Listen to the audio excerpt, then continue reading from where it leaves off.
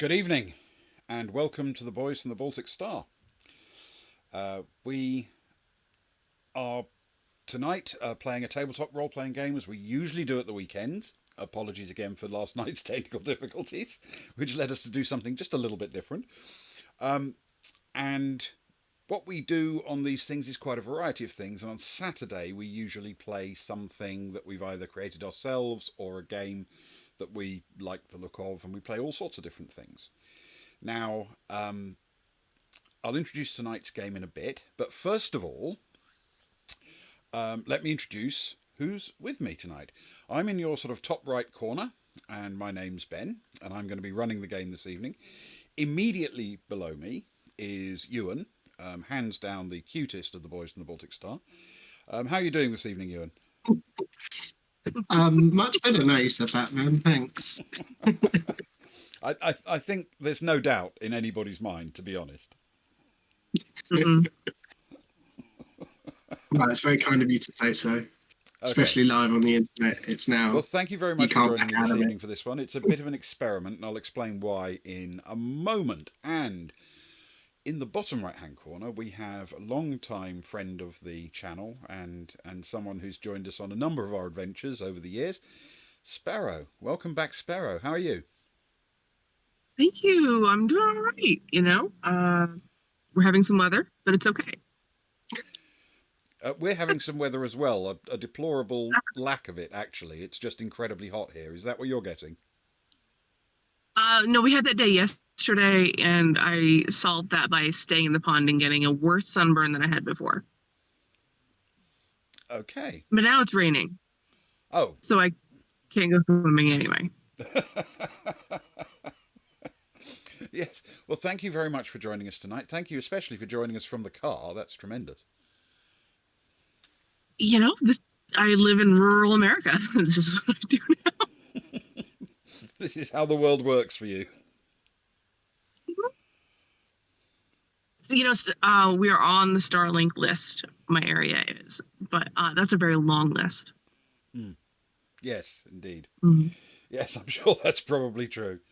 So, tonight we're playing a game called Revolution. Now, there's a little bit of a story behind this. Once a week, I run a game for my local NHS surgery for people to come along and jump in and have a go to give them something to do to get them out of the house and enjoy some social time if they're carers or have anxiety issues or anything like that. And in order to make that work, because we never knew how many people would turn up on any given week or whether or not we get the same people every week, I came up with something I have come to call a Dido game. That's a drop in, drop out game where you can literally turn up, play for a session, and then walk away forever, or come back 3 sessions later and just jump straight back in.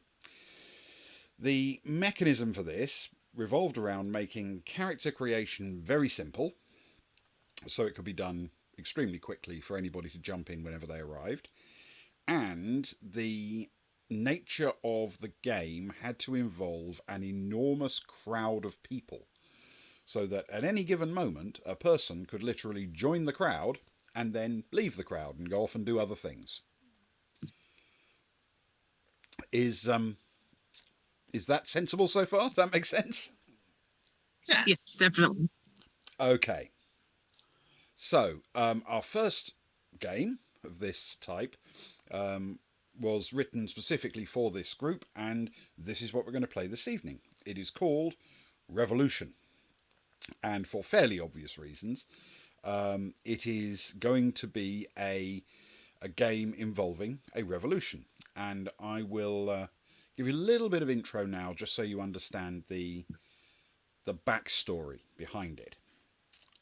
So, the city of Pharrell was once a symbol of art and culture and freedom.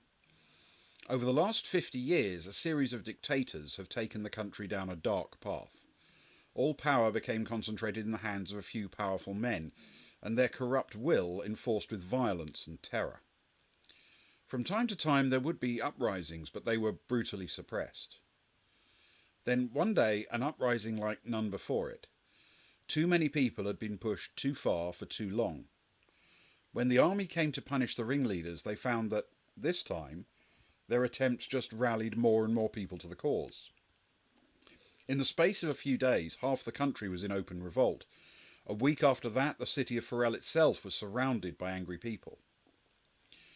When the unrest reached the outer city, the dictator made one last attempt to crush it, but to no avail. He withdrew to his fortress in the city, deployed the army around it, and decided to wait out the attack. If he could hold on until the insurrection ran out of food or saw the futility of storming the fortifications around the palace, then he could reassert his authority. His plan might be callous, but it will work unless the inner city can be taken, the military turned against their evil commanders, the walls scaled, the defences breached, and the dictator held to account. It is time to take a stand and join the revolution.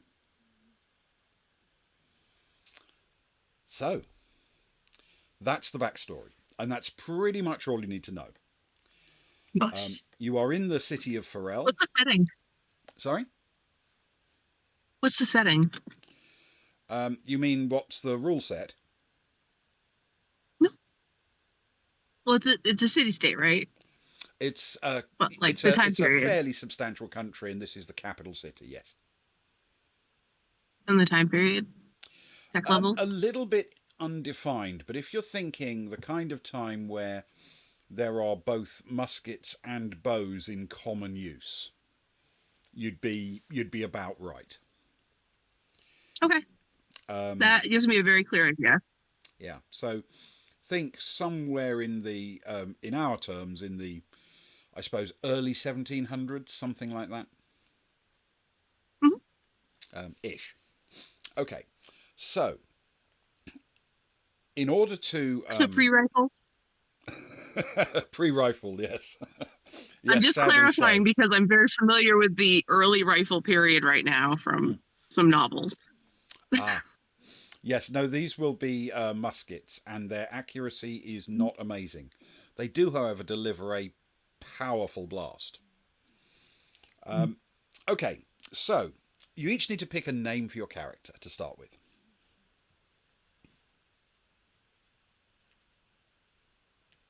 Oh no, I hate this bit. Yes, I know it's a challenge, isn't it? It is.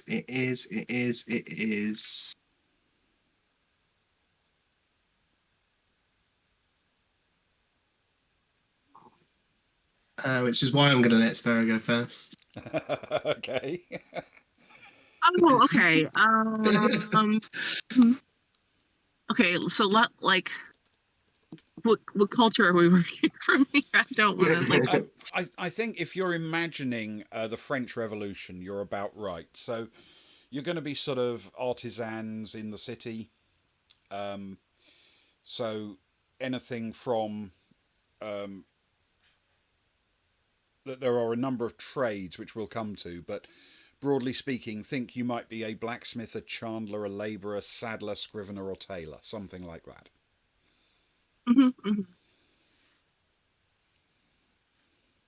Okay, that gives me some ideas. On to you, Ewan. I ask questions. That's as good as going first. Yeah, that's fair. I'll give you that. Okay, I will be playing Francisca Green. Francisco. Francisca. Francisca. Okay. For a change. And Sparrow? Oh God. You would think I would remember any of the names that my classmates came up with for my 4 years of French. They don't have to be French. It's not literally. Yeah, I didn't set in bother with France. it. Oh, I know. I just, oh God. I'll be Oscar Lambro. Oscar. Mhm. Oscar and Francisca. Excellent. Okay. Mhm. Now each of you next simply need to pick a trade. Let's do your stats first, so you can pick a trade after you know what they are. So this will be fairly familiar to you, Ewan, but there are a couple of wrinkles. So you need to roll a d6, and add 4 to it, and that's your skill. Last time I got to add 6. Different game, but Yeah, different real rule hard set, I'm number. afraid. This is add 4. So Oh. 1d6 plus 4, Okay. and that's your skill. Oh. Nice. Okay, I'm gonna do some things, so I'm gonna go ahead and start typing in the dice rolls. Okay. Okay.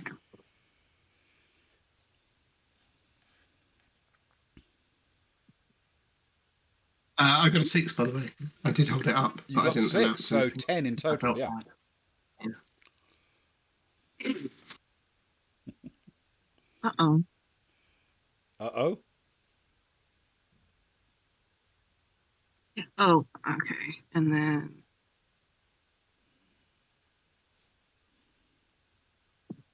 okay.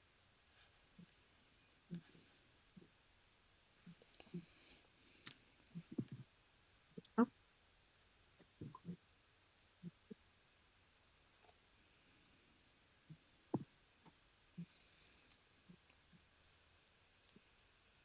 Did that do anything? It hasn't popped up Okay. yet.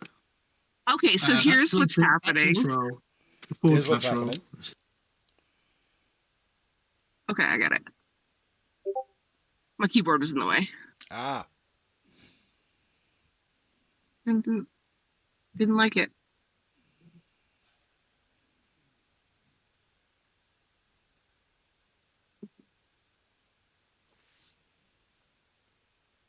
It's weird, especially because we tested it.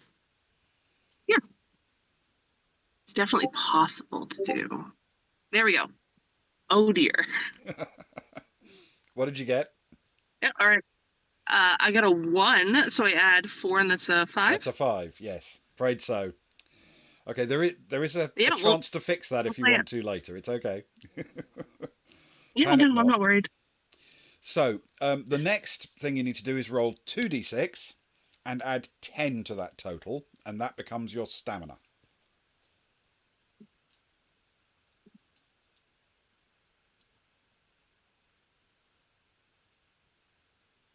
Oh dear, that's a 5 plus 10. Did you say? Plus 10, yep. Plus 10 is So a 2 15. dice plus 10.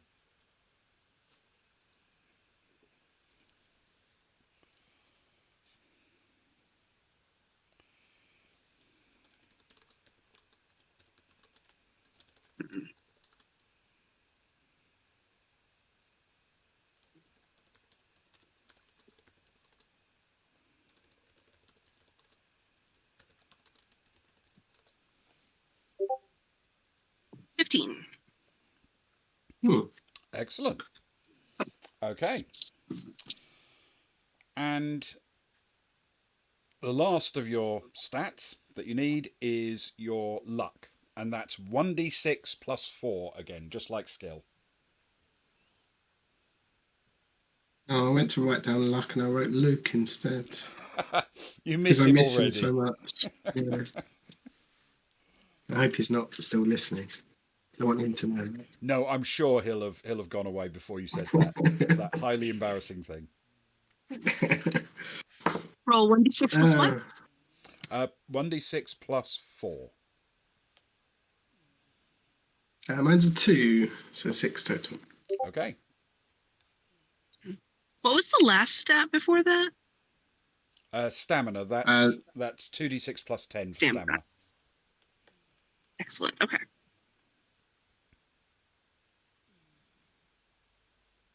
Okay. Wow, I'm definitely not in a skilled trade. I think of manual labor. Okay. So your trade now can give you bonuses to those statistics. Ooh. So, broadly speaking, there are 6 trades you can choose to have. A blacksmith, if you pick that, will give you +3 to your stamina. If you pick a chandler, you get +2 to your luck. If you pick a labourer, you get +1 to stamina and +1 to luck. A saddler is +1 to skill and +1 to stamina. A scrivener, +1 to skill and +1 to luck, and a tailor +2 to skill. So essentially, a blacksmith if you want to put all of your bonus in stamina, a chandler if you want all of it in luck, a tailor if you want all of it in skill, while a labourer gives you stamina and luck, a saddler skill and stamina, and a scrivener skill and luck. So if you think in terms of which ones you'd like to boost, either one that you really want to push or two that you'd like to spread it on, that will tell you which trade.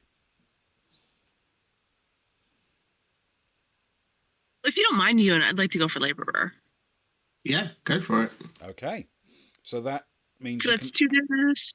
Yeah, you can add 1 to your stamina and 1 to your luck for that.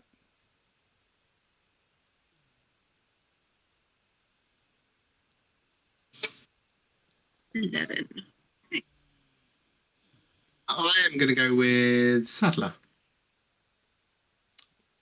Excellent. A saddler means you get +1 to your skill and +1 to your stamina.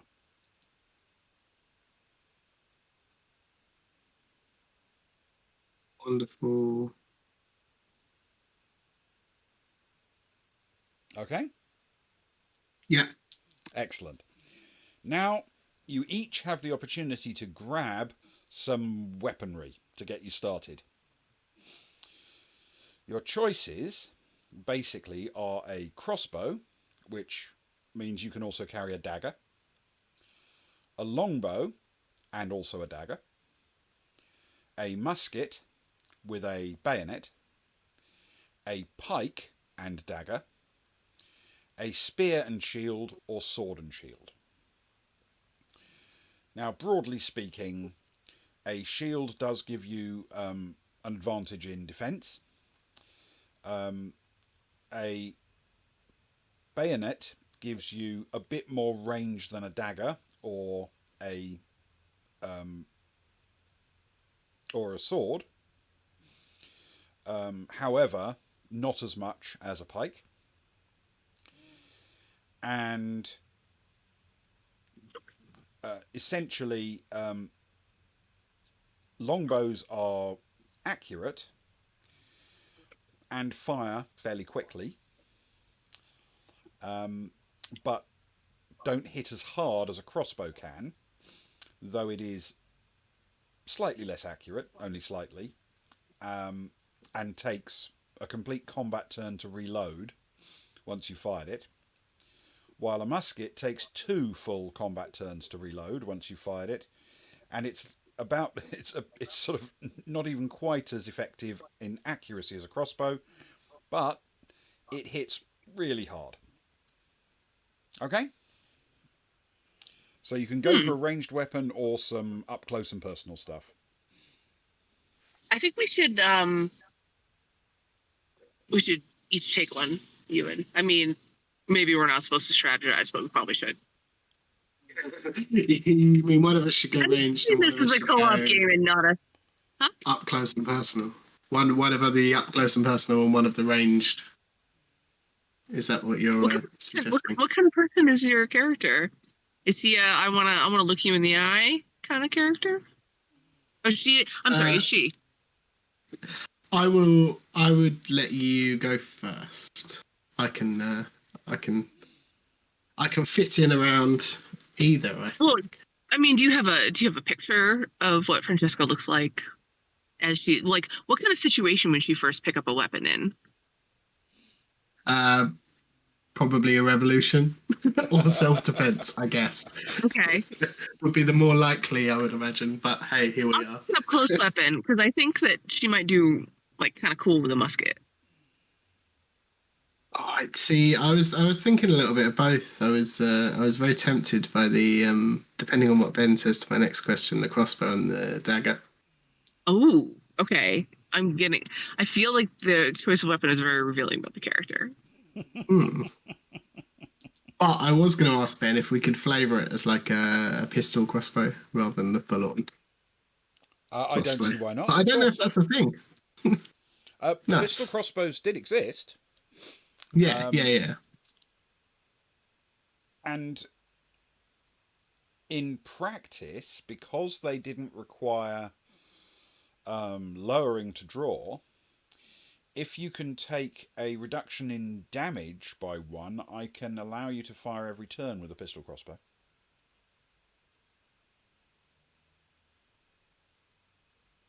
Yeah, go on then. You've tempted me. Okay, crossbow and a dagger Sure. it is. I kind of like I'm playing on this country cousin thing, and I think that Right. means the pike Okay, for like maybe like being like a hand in a country hunt or something. excellent. You know. So you prefer a pike to a somewhat shorter spear? Oh, what's the trade off between the two? So essentially, a pike gives you a range of, in essence, 2, as in roughly 2 meters, 2 yards. So you can keep someone outside sword range with a Mhm. pike more effectively than with a spear. A spear has a roughly 1 meter range, which means that you can get your hit in first against someone who's wielding something like a sword. A Mhm. sword does give you one advantage over all of the other weapons. It has up to 2 attacks per round, but they can't be directed at the same person. So, in essence, if you're facing 2 people, you can attack each of them. Oh, but I have a miserable skill. That's why I was kind of leaning toward like the day labor for the hunt kind of feel, Yeah. Well, a because it would be a team thing. pikes Oscar and is not spears skilled. both do quite a lot of damage and don't require they because they're a melee weapon. They don't lose. It doesn't get harder to use them the further away you get, if you see what I mean. I'll take a spear then, A spear, okay. Now, since in Francesca essence, is taking a slightly ranged weapon. once a person does get into literally toe to toe range within a meter of you, then you'll have to use a Mhm. dagger instead because you simply can't wield a spear that effectively when someone's in arm's reach. But you have a Okay, dagger it's as not well. like you can just turn it into a quarterstaff. Well, you can, but that would qualify as a different weapon, which would do considerably less damage. Yeah. Okay. Yep. So Okay. it'd be like a parrying thing. Yeah. More likely, you could use Okay. it to defend yourself somewhat. But even then, if someone gets close enough, it's hard to use something like that. Okay. Okay. All right. Yes.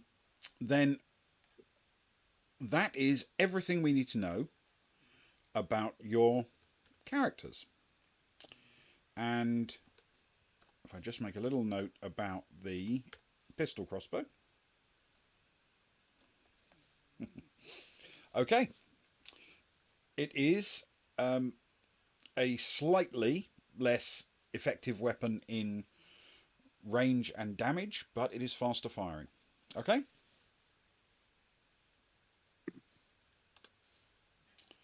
We are good to go. Right. If you will, I will now just give you a bit of scene setting. The part of the town you are in is depicted on the map. You are one of many who've kind of gathered in the market square, which is in the bottom right hand corner.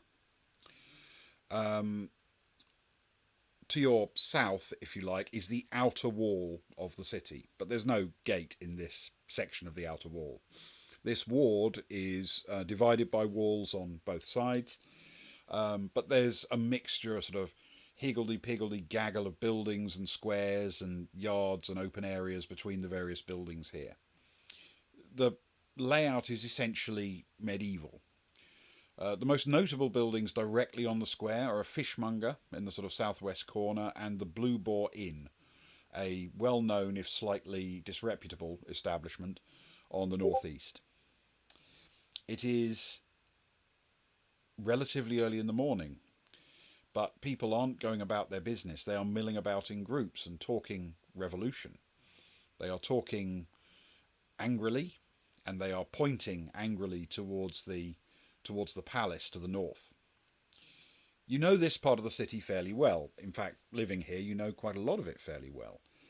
and the gaggles of groups around you are forming into little teams and wandering off, and then other people wander in. There doesn't seem to be much organisation, but it's also not really possible to tell if there's anyone here who might not be loyal to the revolutionary cause. After all, it would be really easy to blend in a mob like this. And the two of you happen to lock eyes across the square and end up standing next to each other. And as you decide how you're going to sort of pick your plan and decide what to do next, I will simply say, Bienvenue à la Révolution, which is French for this is the revolution and you're welcome to it.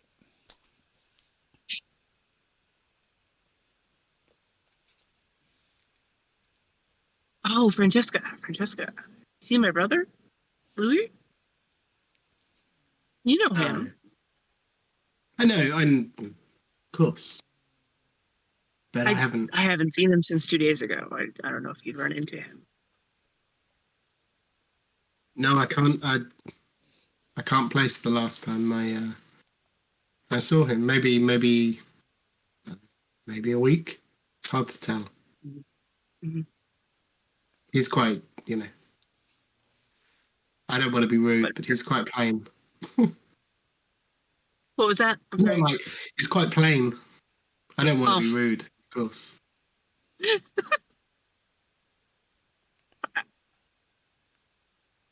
I'm not sure how necessary it was to say that, but okay. I'm sorry.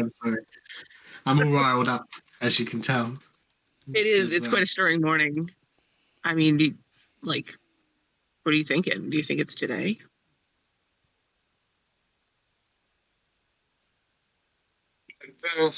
I've been thinking it might be today for some time. I mean, not as long as ago as I think I last saw your brother, but, for a few days at least. Are we in? This will be fun. She kind of gestures down to her clothing, which is slightly different, I suppose, to what she'd normally wear, being a saddler. But she's got her regular sort of work clothes underneath, with a bit of like a leather apron around for various tools and bits. But quite a tailored in at the waist, long jacket with a big collar popped up. You might be able to make out a pistol crossbow hidden underneath there somewhere. But not out in plain sight. Not until, things kick off. And she gestures down at her outfit and says, we've spoken before. You know my thoughts on our current leadership. Well, I think the way I'm feeling about this revolution is it's like a prank. You always really want to do it until you get there, and then you have second thoughts, That's how you know it's a good one. I know what you mean. Yeah, he is wearing his fancy clothes, his in-town clothes, which are red, and he has a red vest instead of a regular, just a sweater vest or whatever. Wait, no, stitches weren't that big then. Never mind, it's not a sweater, but it's different. A tunic. I have recently watched some videos on historical knitting, so yeah, not a sweater vest. Mm-hmm. But solid clothes, but a little bit brighter than he would wear at home. Yeah, because he's out for a day on the town. Yes, his sleeves are still rolled up though. He's kind of gangly, and you can't really see how strong he is because he's wiry and kind of slouches. He's a couple months past due for the right haircut for him. Yep. Whatever that happens to be, he's a couple months past due. A bit scruffier than at his very best. Maybe he should try a bandana. This might be the day for it. Yeah.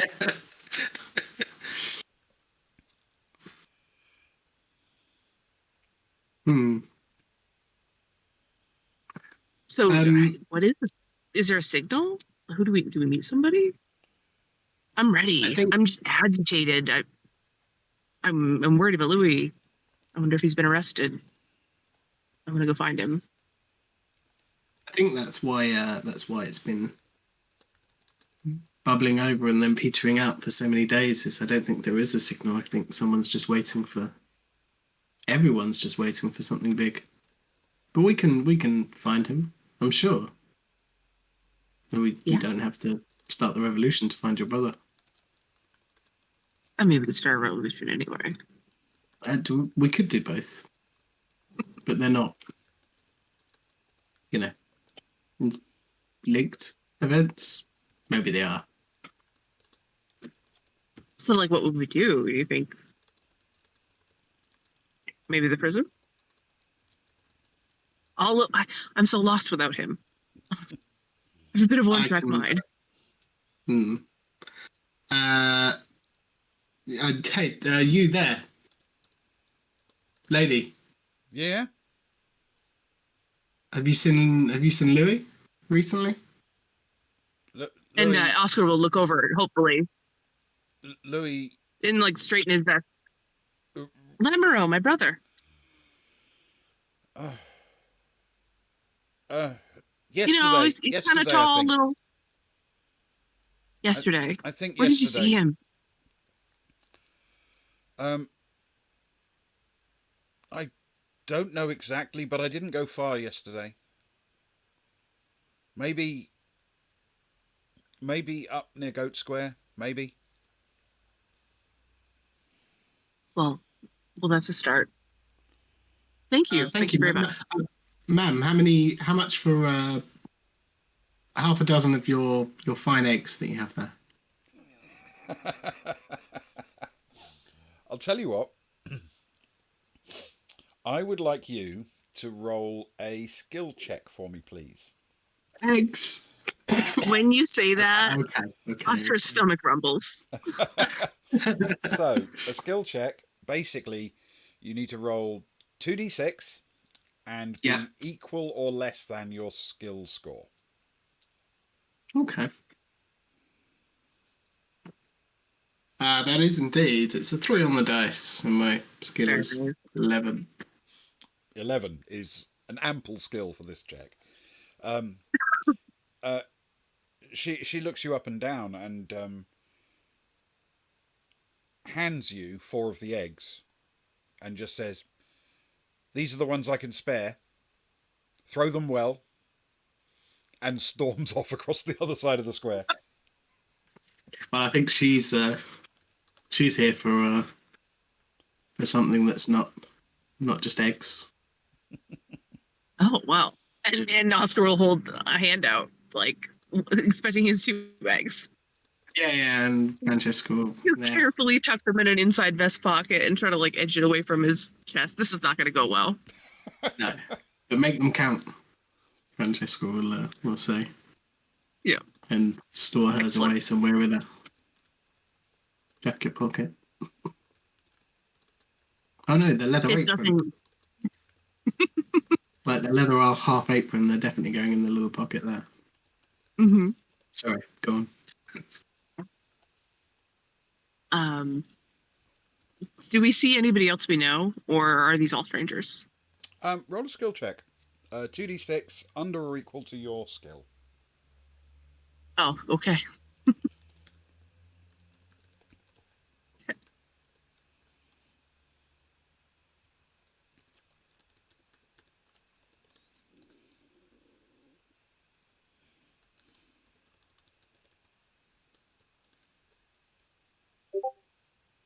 It is equal to. Oh my god. Fantastic. Excellent. Yes, it was a 5 and it is a 5. There is actually someone you recognise. A trader in wines and spirits called Maskinov, who is leaning, looking quite exhausted, slumped against the building sort of to the northwest, just west of the Blue Boar Inn. He's just leaning against it, looking a bit defeated.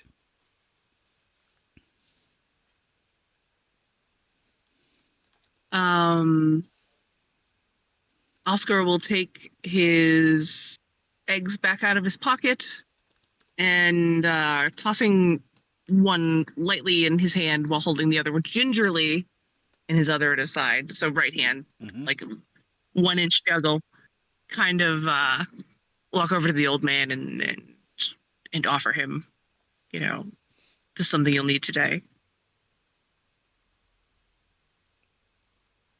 He sort of looks up.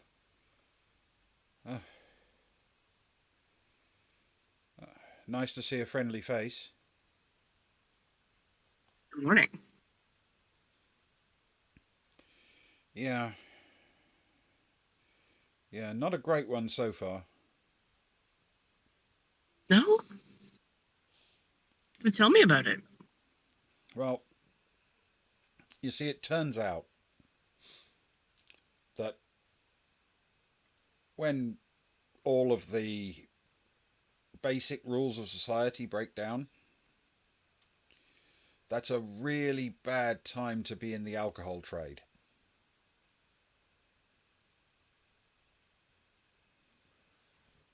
Do you get blamed for a lot?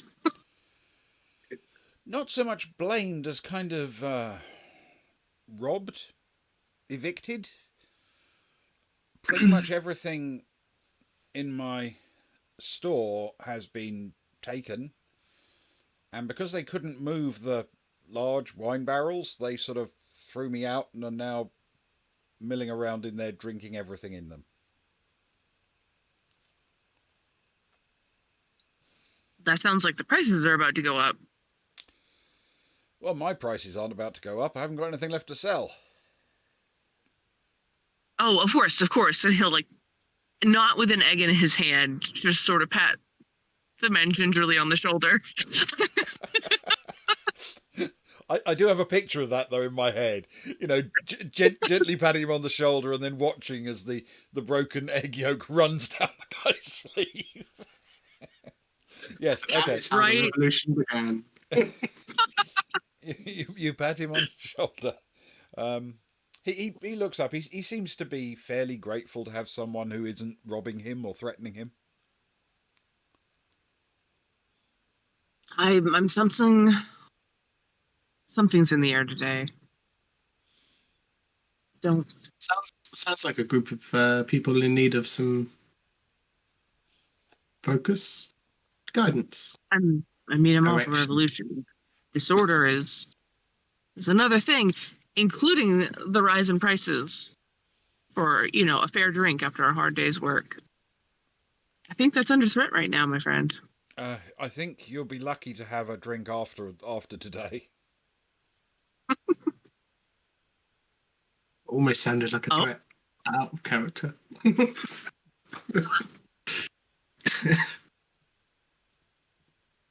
Sorry, go on. If my place has been turned over, I suspect everywhere else has. Who's done this? Is it just brigands or? I recognise almost all of them. Locals, customers, just people who thought this was an opportunity to help themselves to some of my stock.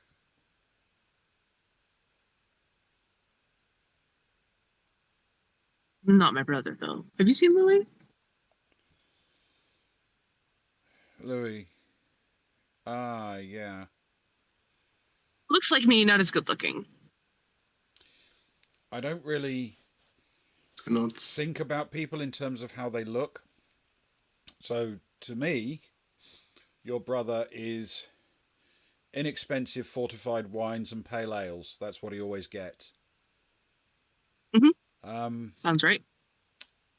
I haven't seen... Their father's favorite, too. I'm sorry. Well, thank you.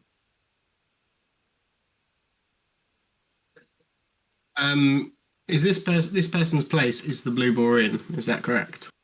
No. No. No, he has a shop just to the north.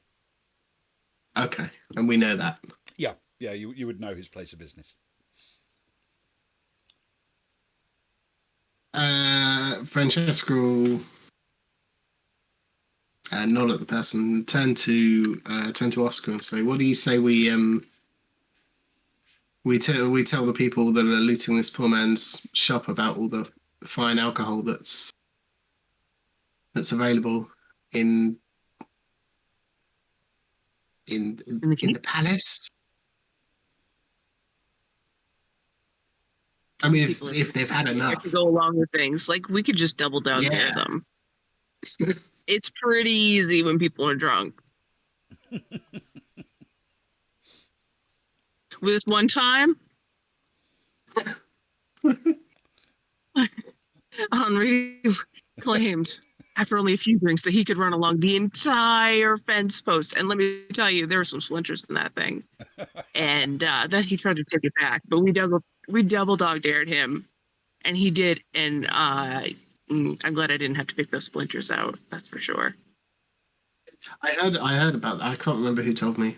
I heard about it. Somebody at the inn told me about it. And the parsnips, unbelievable. Oh, of course, always parsnips. The dogs love them. Doesn't he know it? He does now, anyway.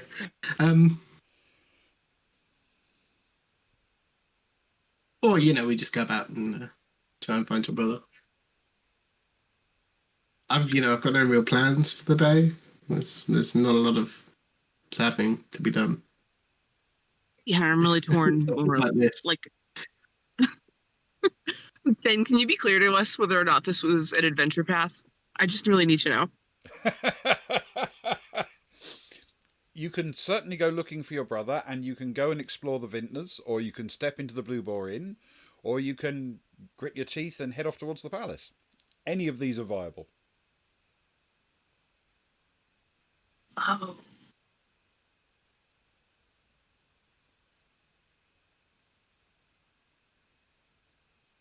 I would like to. How are you feeling, Ewan? Are you indignant about this vintners? Is Francesca indignant?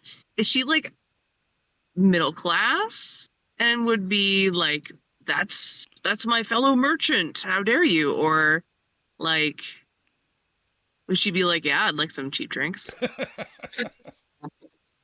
I mean, I would say she's not necessarily middle class. She's obviously quite skilled in her trade, but she's still a tradesperson. Mm-hmm. Is she like very like true-hearted, or is she a little more devious? Like, how does she present? She is true-hearted enough that revolution certainly, under the current circumstances, I'm assuming, would spark an interest in her, but also she doesn't want to see somebody get. All right. Well, I know. Over. I just know that Louis was off to cause some trouble the other day. There was that fire, and that's why I'm so worried. I haven't seen him since then. I think he's at the palace. I think they've got him. So you want to head to the correct me if I'm wrong, Ben, the jail? There is a jail, but it's inside the inner wall off the north of this map. Well, I don't think Skirling Jail is going to get him out. There's a gatehouse sort of towards the northwest of you, some distance away, which would lead you through. You know what we should do first? We should find some friends to go with us. Yeah. I mean, maybe a drink. Sure. I always find those a morning beer. It just tricks you're about to play, and then have second thoughts about, the ones that you feel a little bit bad about. Mm-hmm. They're often easier to commit if you've had a morning beer. Indeed. A breakfast beer. A breakfast beer, yeah, certainly. And he'll gesture grandly as he's seen his town local authority do before, toward the door of the Blue Boar. Okay. Why, thank you, good sir. And he'll like go to shuffle the pocket with his coins, but it's the pocket with the eggs, and there's like a little dull clank, but it's not too bad yet. Maybe you heard a crack, but maybe not. Enough of a noise that Francesca stopped and winced a little bit at the thought before carrying on. Okay. There are people milling in and out of the Blue Boar Inn, but it doesn't seem to be a hugely chaotic scene. When you get inside the front door, you see that kind of the reason for that may be that a fairly substantial group of men that you recognise seem to be standing in a row with their backs resting against the bar, with their arms folded across their chests. They are all armed with spears and swords, and they are in their hands. And though there does seem to be trade going on, people are coming in and buying a beer, they are doing so very much under the watchful eyes of these men. You do recognise some of them. They all appear to be brothers of the owner of the inn in question, a man you know as Plenias. It's his inn, and it looks like he called out his brothers and gave them the job of keeping order in his establishment.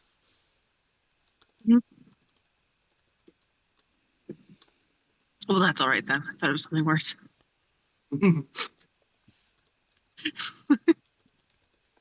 Nothing like coffee with a cop when you weren't expecting it. And but there are people, walking up and being reasonably polite in buying a beer. Okay, I just want to be like say this real quick to anybody in chat. I'm not ignoring you. I just can't see chat right now. I love you all very, very much. I just can't see chat and talk to these fine folks at the same time.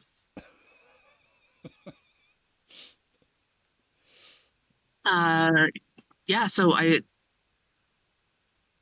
think Oscar will be a little like spiky shouldered, like cats get when they're not. There's like a dog behind a fence, But he'll go up to the bar and order some beers, some breakfast beers. You just ordering two? I don't know. Do we see anybody we know? Make a skill check for me. And I assume you mean somebody you know well rather than somebody you recognise. Someone we would try to talk into mischief today. Okay, yep. Skill check, please. 2d6 and under or equal to your skill. Okay. I know what I was doing wrong before. Whilst we wait for the bot, Ben, just very quickly, do we know anything about the politics of the person who owns the bar? Are they pro-revolution? It's not something you've necessarily discussed. No. Okay, that's fair. Go on. That's an 11, which is not under or equal to. Okay. my. There is nobody who immediately catches your eye who looks like a likely sort.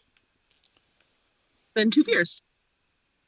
Okay. The barmaid you recognise, her name's Vika, and she's quite well known to the locals. And He'll give her a wink that doesn't mean anything because he's tired. She looks across and gives a little sort of frown and then says, "Prices are up. Have you got enough?" Has he got enough? The prices are about 5 times what they would have been yesterday. There's a hastily scrawled mark on a chalkboard behind the bar. But yes, I mean it would cost you pretty much all you've got, but you can do 2 beers.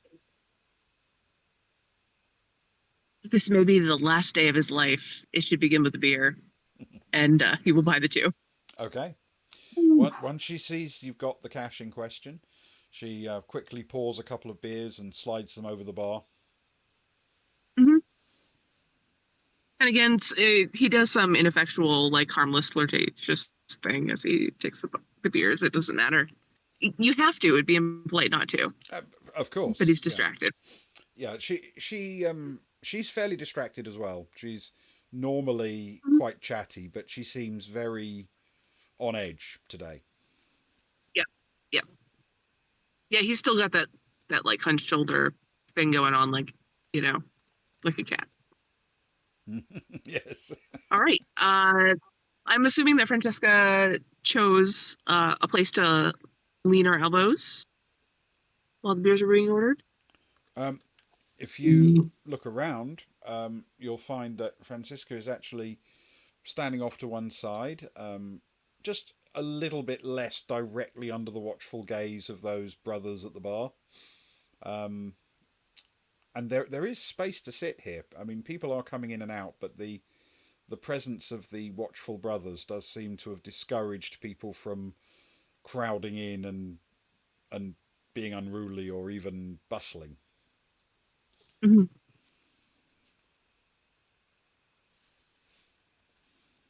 Not only that, but the price of the beer. Yeah. She'll say to Oscar,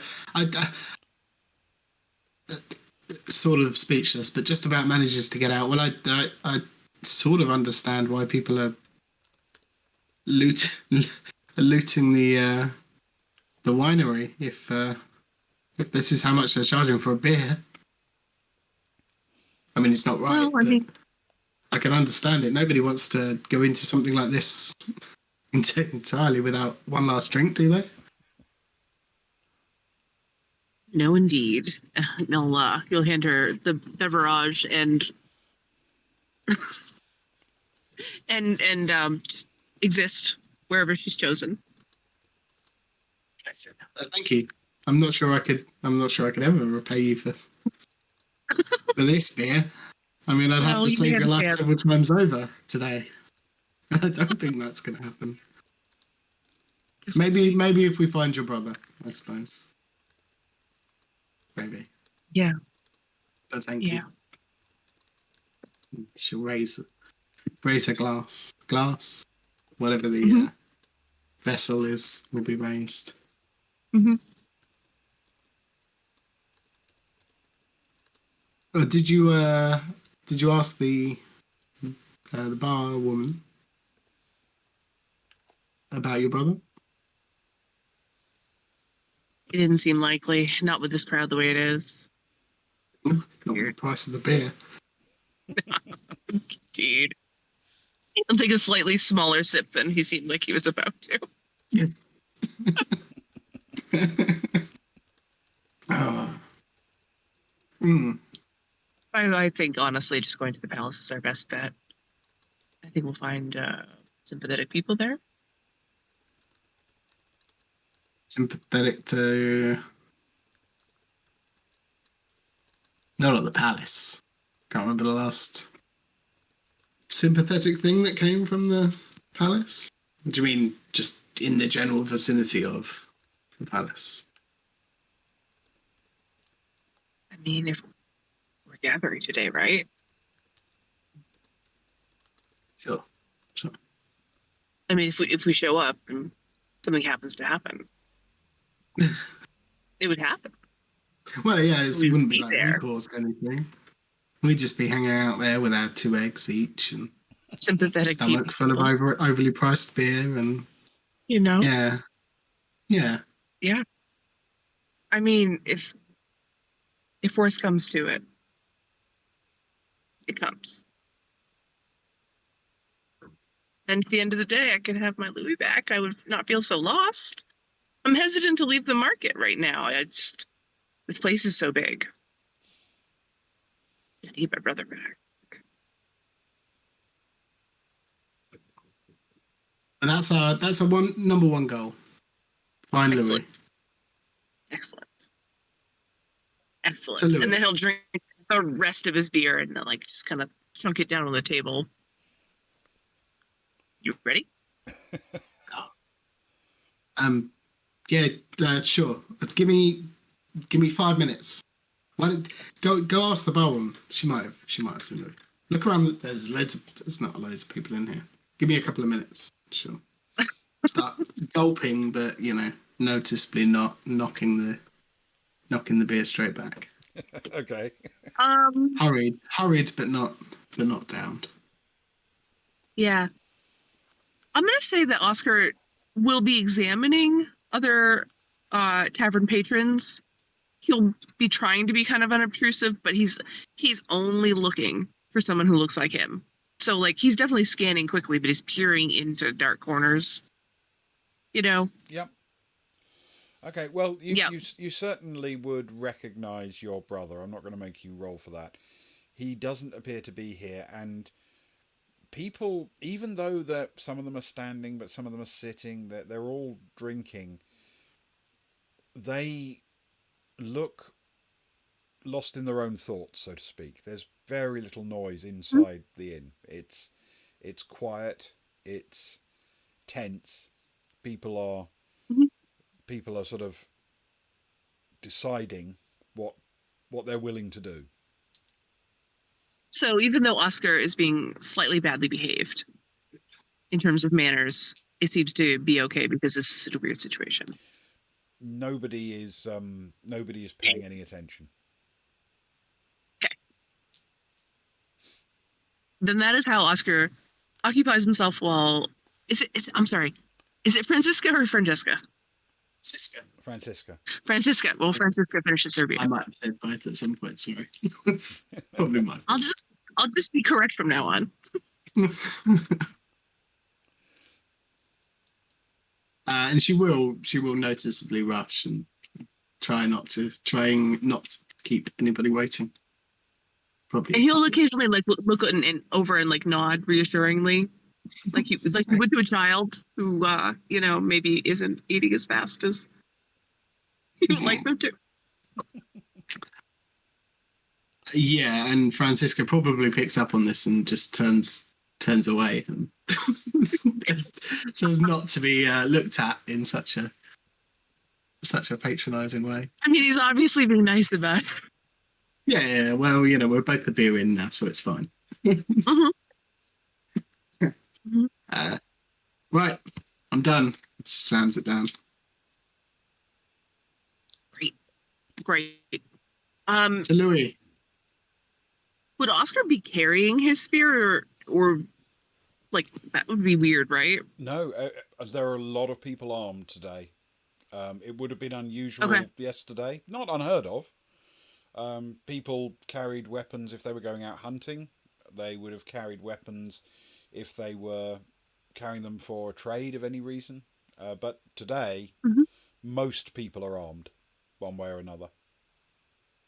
Okay, so he has a spear with him then. I almost quoted Hot Fuzz then. Well, it's easy for you to hide a weapon. He's just got like trousers and vest. Yeah, that's true. Rolled up sleeves and his like almost like his wiry forearms that have all like the veins sticking out. Yeah. It's weird. But have you ever fired 2 muskets while diving sideways? There is still the chance. There is still the chance. I'm not saying it will never happen. Not today. Okay. So are you heading out? And if so, in which direction?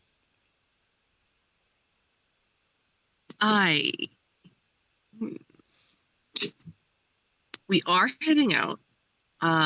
Oscar is very interested in just going straight to it and going and riling up whoever's hanging out outside, trying to make trouble. Okay. Well, there are plenty of people milling around outside. If you want to sort of like stand on the steps of the front door of the Blue Boar Inn and attract a crowd, you can raise your voice and see if enough people stop to listen. Oh, I meant to the palace.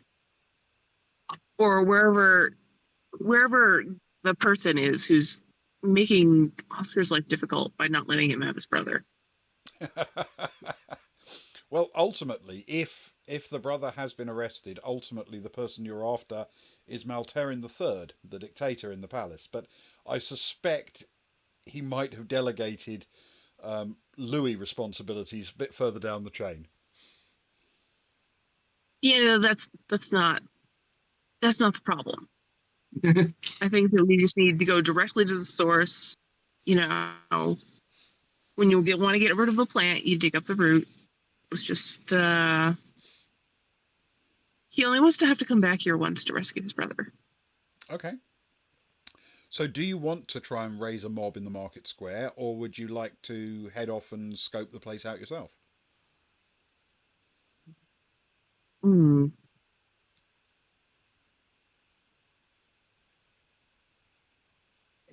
Francisca. Yes. Bring her own mob? BYOM? BO. Oh my god! BOOM. Bring her own mob. Boom. Boom. Yep. All Yep. good revolutions need boom. That's true.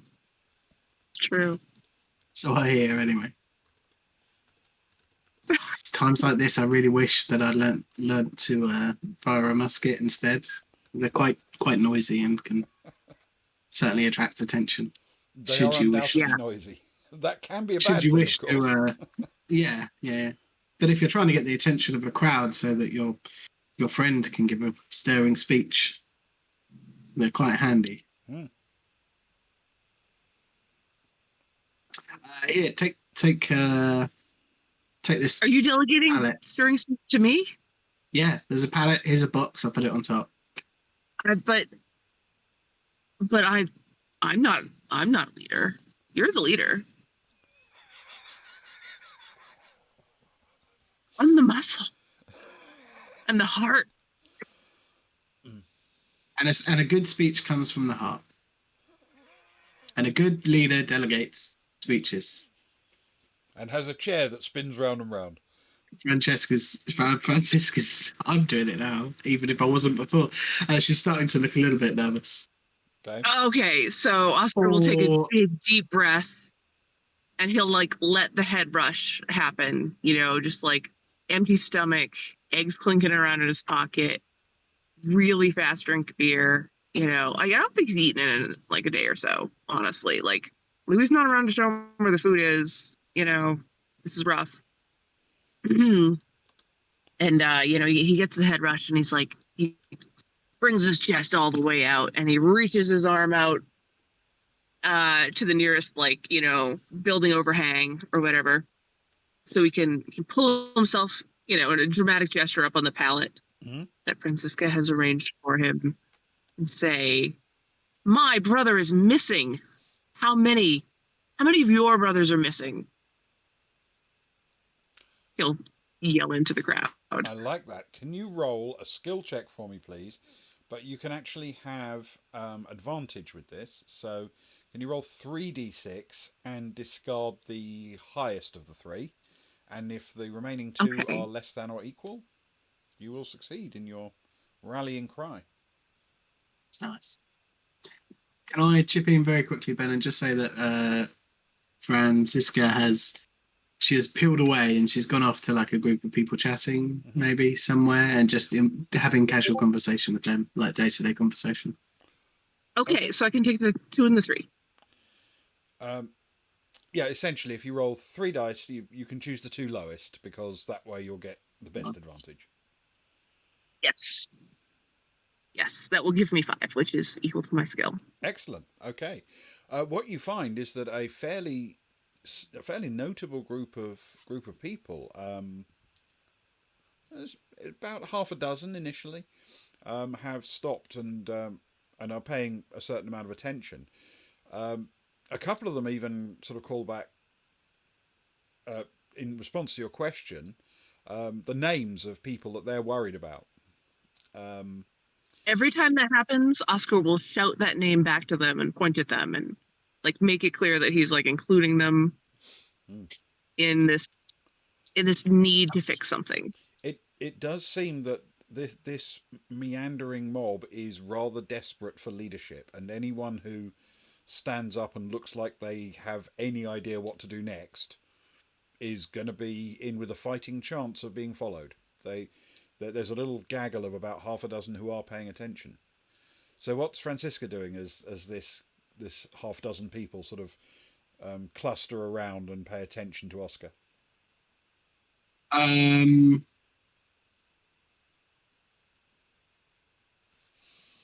Her plan is to wait for an opportune moment and then try and rile the crowd up from within the crowd. Okay. So I think she probably bides a little bit more time at this point to see where this is going. All right. And sort of pays attention and like says to the few people that she's got, what's going on over there, and draws their attention to the speech. Probably tries to drag more people in. Okay. Well, actually, can you roll a skill for me, please? Skill check for me, please. Yeah. See how well you do this. That is an 8, which is under my skill. Brilliant. I got really lucky on my skill. Okay. The group you're with certainly are paying attention to what you're saying, because they didn't really have a coherent thing to talk about in any detail, and now they do. Now they are definitely interested in what you're saying, and as you sort of turn and indicate Oscar and his speech on the steps on the pallet, they, almost as if they're not paying attention to what they're doing, you see them start to shuffle a little bit closer and pay a bit more attention to Oscar. As we shuffle closer, can we try and drag anyone in that's like might be in between us? Just like scoop them up in the I don't see why in not. the crowd of people. Come on, they've got a point. They're saying something. They look important. Excellent stuff. Hey, Monkey Tails. Do we even know why they were taken? They have no right. We will take our people back. Let's go to the jail now. There's a lot of cries of, yeah, quite right, and people are looking a He'll bit more take his agitated. spear up and, yeah. Some of them are. He'll gesture toward. Yeah, some of them are brandishing their weapons quite enthusiastically, not aggressively towards you. You understand, but they're trying to show that they're prepared and equipped and ready to go. Excellent. Right. Can you make a luck check for me, please? So for this, you need to roll 2d6 under or equal to your luck.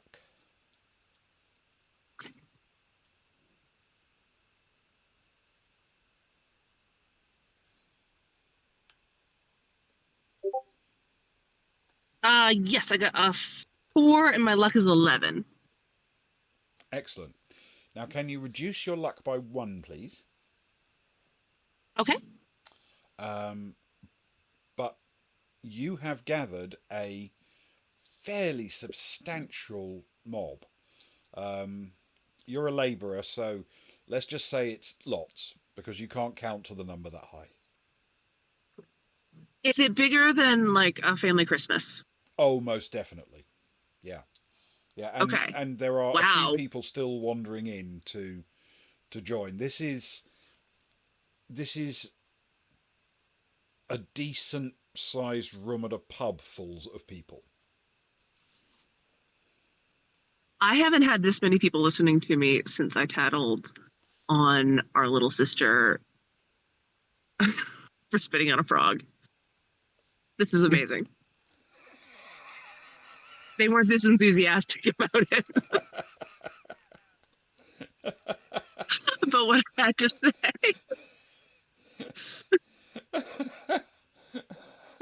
Fantastic. Okay. That's not a real story. This is an Oscar story. You have these people very much in the palm of your hand. Thanks for clarifying. So it's only it's what you want to do with them now. It's a very assertive like march run toward the jail with like just like he's really into this now. Like the buzz is gonna wear off soon, but that stomach was really empty. There wasn't a lot of alcohol in that beer, but like just the sugar rush is go. He's got energy. He's going. He's happy to lead the way. It doesn't really matter because he knows how to get to this one place right now to get Louis.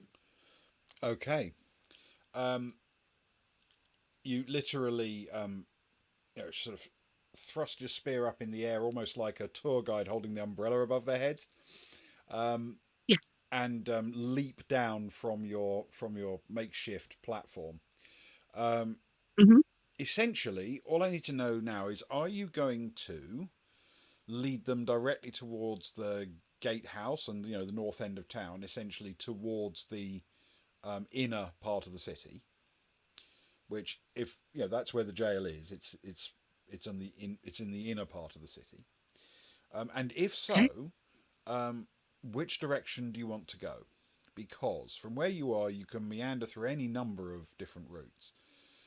If you Mhm. were walking through the widest, most open thoroughfares, you would probably head sort of roughly northwest into Abel Yard, where the this area's uh, blacksmith, farrier, stables are, and a an extension of the market, and then cut northeast out of there into Goat Square, which is one of the old market areas of the town, but is now um, a trading area, shops, and another inn.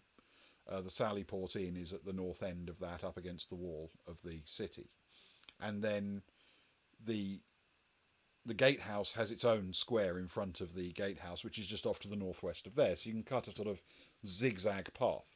But you don't have to do that. Another obvious alternative would be to just walk round the back of the Blue Boar Inn and more or less due north, which would take you straight into Goat Square as a slightly more direct route.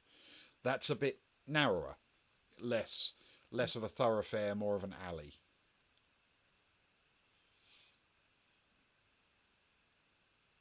Okay.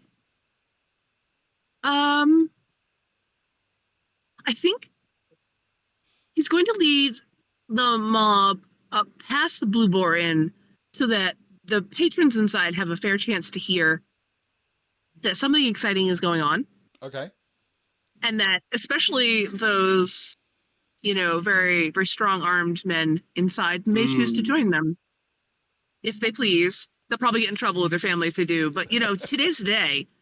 All right. And then head into the thoroughfares and do the zigzag, starting with the Abel Yard, because I suspect there are some rather discontented people who frequent that place, All right. and then do the zigzag. Okay. Nice. Um, you you wrap around the back of the Blue Boar Inn, and the crowd is making a bit of noise. There's an occasional shout, an occasional cheer. They're enthusiastic at being part of the movement now.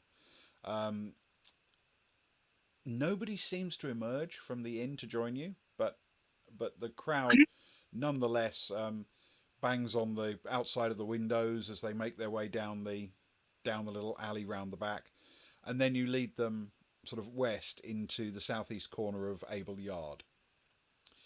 Um, And I think at this point, like he'd have come up with some kind of chant, like "They're ours, not his," or something. cool.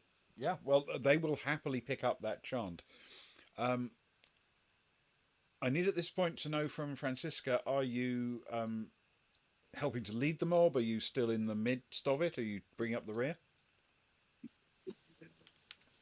I think at this point, she, as they begin moving, she would have tried to, if not been able to, get up with Oscar. Like she's all well and good for leaving him to make an awkward. It was a very good speech, but make a speech whilst trying to g up the crowd, to try and help. But she's not about to abandon him at this key moment in their lives. So she'll aim to get up the front. Need my Good spotter. You enter Able Yard, and as you do, on your right is that vintner's shop. And it is exactly as he described. The front door leading onto Able Yard is not just open; it's not going to be closed again for a while, if you know what I mean. It would require Oh, tools to actually replace it. There are it is absolutely standing room only in the vintners. The You can see through the door the hatch down into the cellar has been lifted, and people are climbing up with full mugs of wine, and people who have finished their mugs of wine are heading down to replenish them from the giant barrels in the cellar. The racks of shelves that are usually covered with bottles, completely stripped. The the poor vintner was not wrong when he said that his business is probably ruined. Bora Mm. Maskinov is not having a good day. no. But as you When lead you your say mob stand, into Able Yard, um, are you going to essentially lead them through the middle of the yard in a big sweeping turn to take them past the sort of stables on the other side, or are you directed more up the east side in a direct route towards Goat Square? Kind of doing a little bit of a parade, Okay. So you want to do sort of if I three can. sides of the Like square. yeah, it's a run march. There's definitely a march bit to it. Okay. All right. Um, I need both of you to make a luck check for me, please.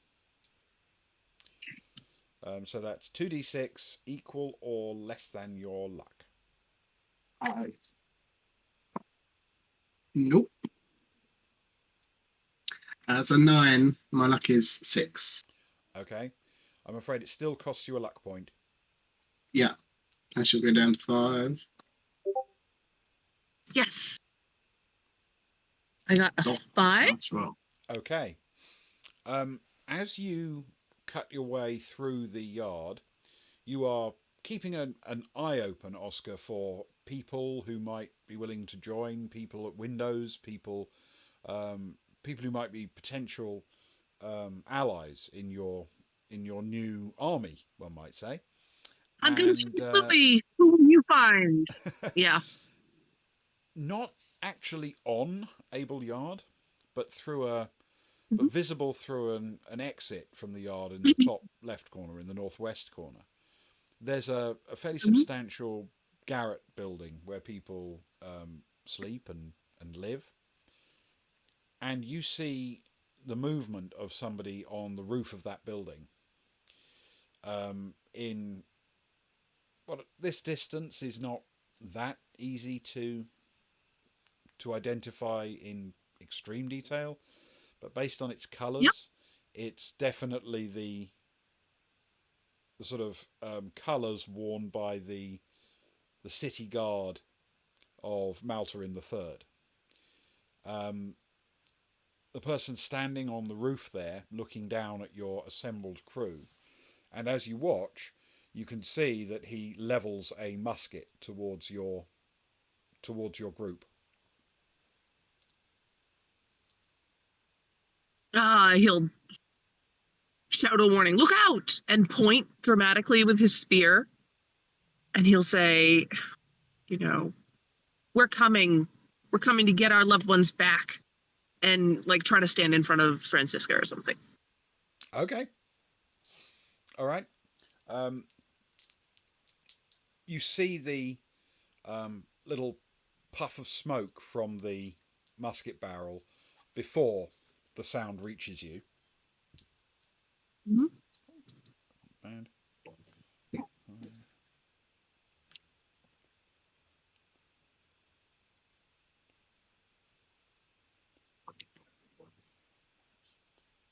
okay, um, the you can actually feel the musket ball whip past you. It's close, but not not close enough to cause you immediate panic or anything. But there's yell from behind you, and one of your new army falls to the ground, screaming in pain. Do you see this? We merely speak of justice, and they tear us down. We have to go on. And he'll kind of like look to someone who looks kind of capable of taking care of this other situation. Like, I think in this circumstance you won't have difficulty finding a volunteer of someone who'd be willing to stay behind. So okay. so somebody grabs You tell your master we're coming. grabs the injured party and drags him behind the stable so he won't get Mm-hmm. shot again when the musket man reloads. And Can I do? Can I remember? Can Oscar remember if did this person shout a name, and would Oscar remember what it was? the person who was shot, Yes. let me think. Or do we know their name? Is what I was going to ask. The person didn't shout a name, Okay. but you do know the name of this particular person. Yes, it's Driston. Tristan, we fight for you as well, and I don't know. Let's get like in the back of his mind. Let's get out of here before he reloads. Like so he's kind of trying to like move the mob on. This is not a good idea to just stay here. Let someone shoot at you again. You go on. I'll catch up. I've got two seconds. Yes. Okay. And the So, train moves on, I'm assuming. Yeah, but before I ask what Francisca does, which way are you leading them? In sort of northeast into Goat Square? Yes. Okay, fair enough. Now, Francisca. Francisca will make her way towards the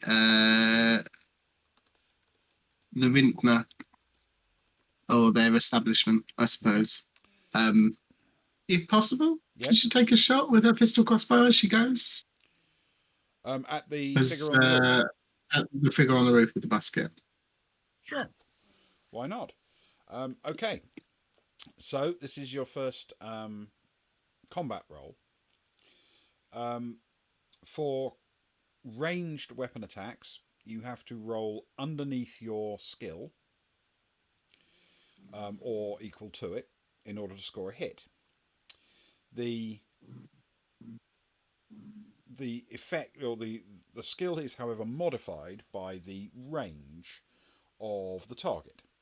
This target is 30 meters away, which means with a pistol crossbow, you have to roll at -3 on your skill, if that makes sense. Yeah. So Yeah. because your base range is 10. So in essence, whatever your skill is, subtract 3, and then with 2d6, roll equal or under it. Cool. So I'm looking for an 8 on my dice. Yep. Or less, which is a 6. Excellent. That's a 6. Now that is 2 under the 8 that you needed, which means you get to add 2 to the base damage of the pistol crossbow, which is also 2.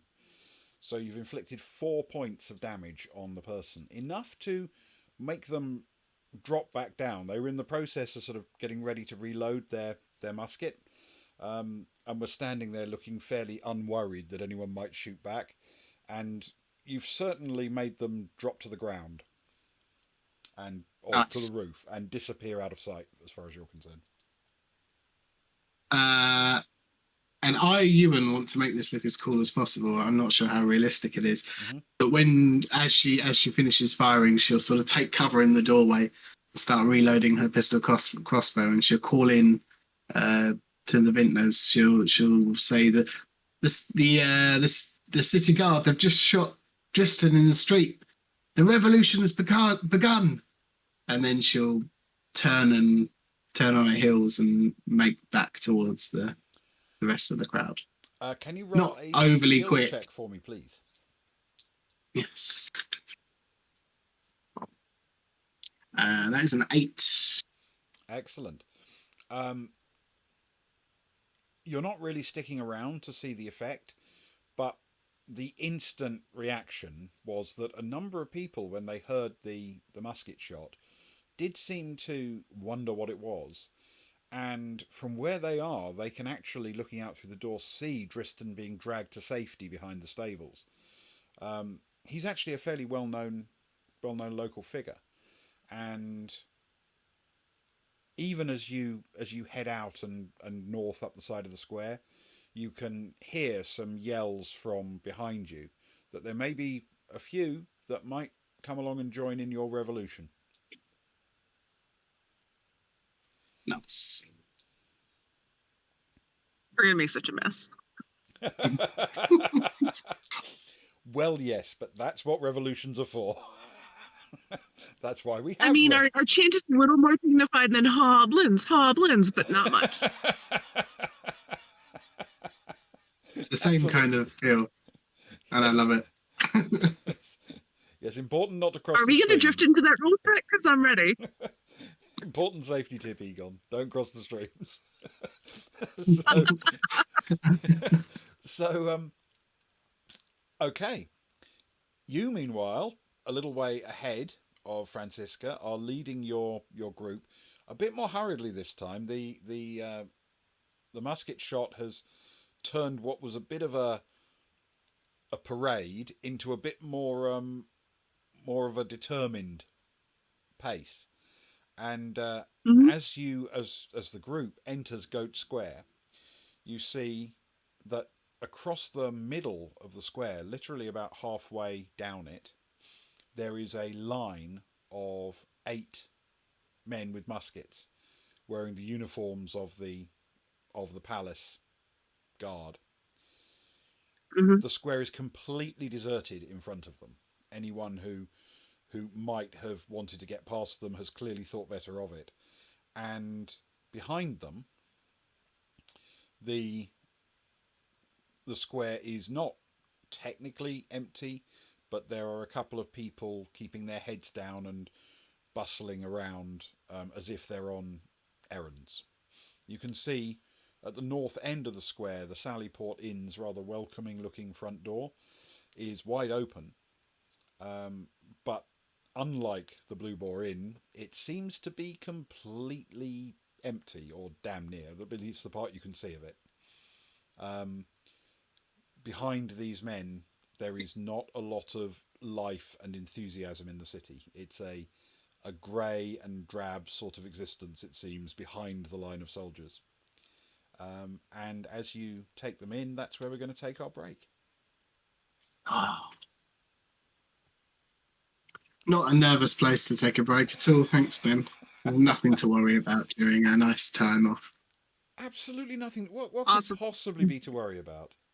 Maybe the 8 muskets loaded and I mean, I'm sure the revolution will live on past if you want Oscar's to be very picky, quick then demise. sure, the 8 muskets might be a problem. But I mean, who focuses on that on a glorious day like this? No, Oscar's I gonna be mean, fine tomorrow. conflict is an take it. important part of an adventure story. True. Not every story, but specifically an adventure story. Yeah. Yeah, there has to be a sense of risk, a sense of threat. This is all true. And it's been great. I've thoroughly enjoyed it so far. Excellent. Right, we will take a quick 5-minute break, and we will be back very soon to do the second part of Revolution. We will do the second part in just a few minutes. So please do stick with us if you're watching live. If you're watching on VOD, then this is where you need to kind of start fast forwarding until the break screen disappears. And we'll see you back after that. Cheers. Bye.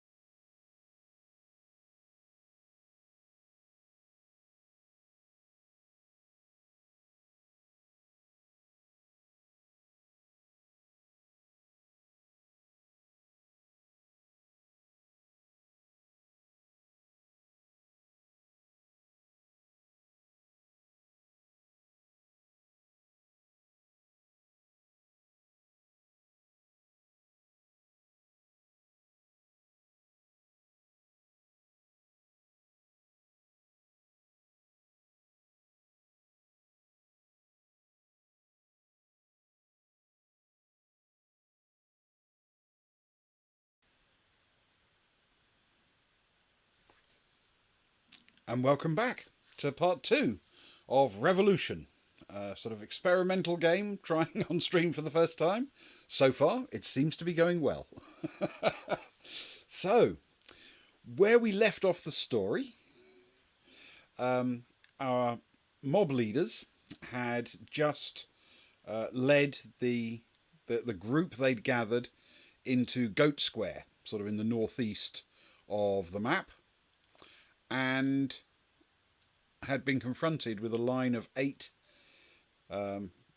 musketmen waiting to defend the line south of the inner wall of the city. So, All right. it is time Wow. to make a decision.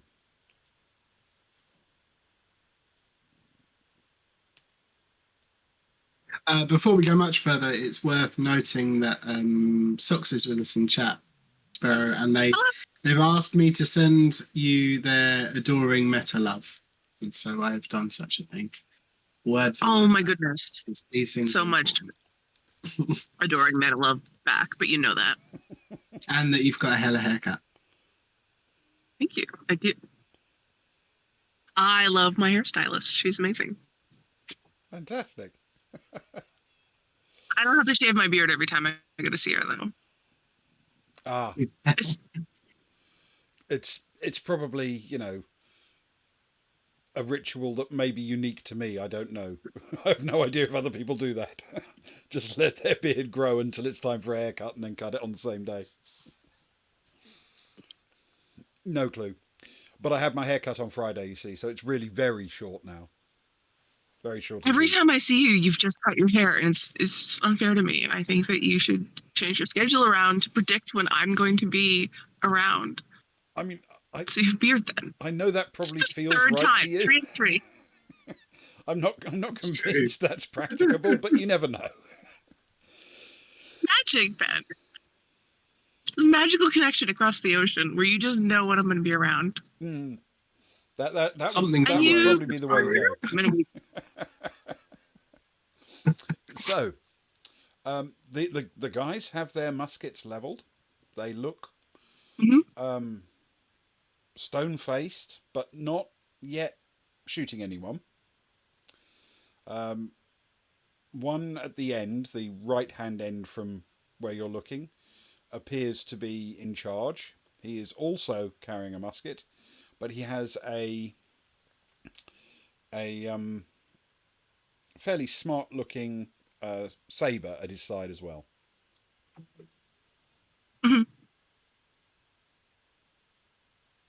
Stand aside!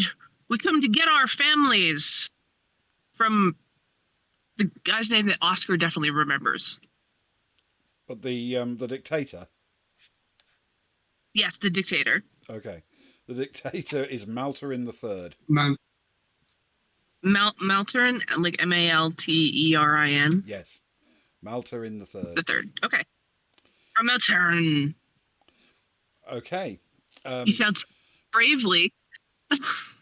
I'm afraid that. Thank you, Ewan. They don't appear to be standing aside, and the officer yells out, "Get back! We will shoot!"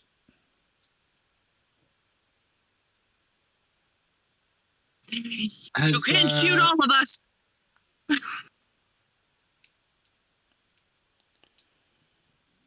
Go ahead. Sorry, has Francisco caught up by this point, or am I not Yep. there yet? You only took effectively a couple of combat rounds, which is seconds. So you'll have been entering, because you were running. You'll have been entering the square just a few moments behind, just seconds, and you'll be with Cool. the group now. She'll be trying to make her way to Oscar's side again, and as she does, she'll reiterate, like, from the crowd's perspective, everything that Oscar says. Like, yeah, you can't shoot all of us, but more convincing. It's life and death. The officer If he hears rumble, yeah, the go ahead. officer yells back, "We can't shoot all of you. That's why we have the bayonets."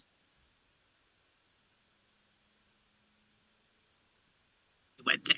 How dare you? Um, for Louis, and he'll run forward with his spear.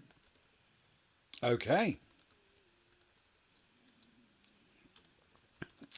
He was looking for the tiniest little whisker of sympathy, and there wasn't any. And today's the day.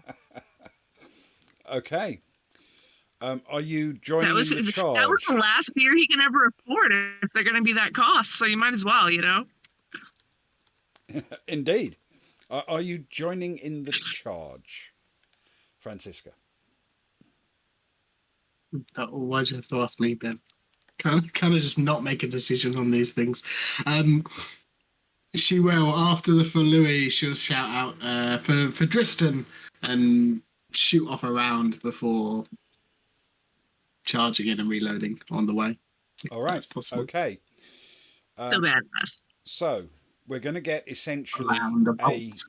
combat round for the for those with projectile weapons. You can fire yours on the move. It's a single-handed weapon. So make an attack roll. Who are you aiming at? This is a good point, Ben. I would imagine my first port of call would not be the captain, because there is a chance that if the captain dies, the rest of them will just flee. And really what I need is at least 2 of them dead so I can jump through the air firing 2 muskets at the same time. It might be metagaming. Of course, yes. But it's so cool. All bets are off. Why would I not want to do that?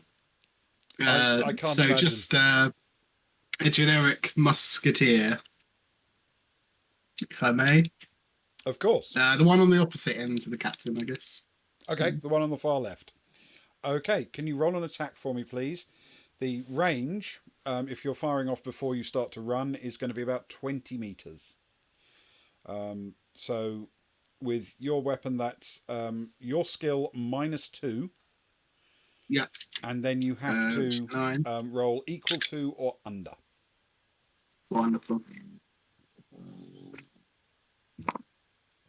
Well, that's good. That's a 3 A 3. versus 9. So that's 6 plus the 2 is 8 points of damage. The one you hit, and you do indeed hit,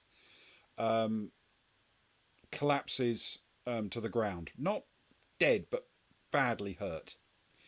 But even as you charge, the mob with you brandishing spears, some rusty looking swords, whatever else they've been able to get their hands on. Some of them have little more than farm implements, but they're enthusiastic and they're coming with you. The muskets open fire, but only 7. The 8th one, our musketeer has dropped his musket and is looking very badly hurt. These guys aren't particularly skillful and they're shooting at not ideal range for them. We will see how it goes. Nope. 1.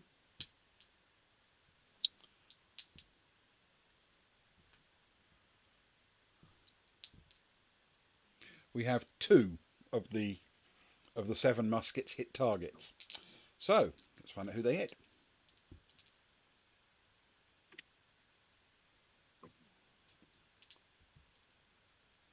Okay. They both hit members of the mob, but neither of them hit you. One of them seems to be a fairly glancing blow. The other, a bit more serious, and the one of your allies drops to the ground, bleeding out, shall we say? Mm-hmm.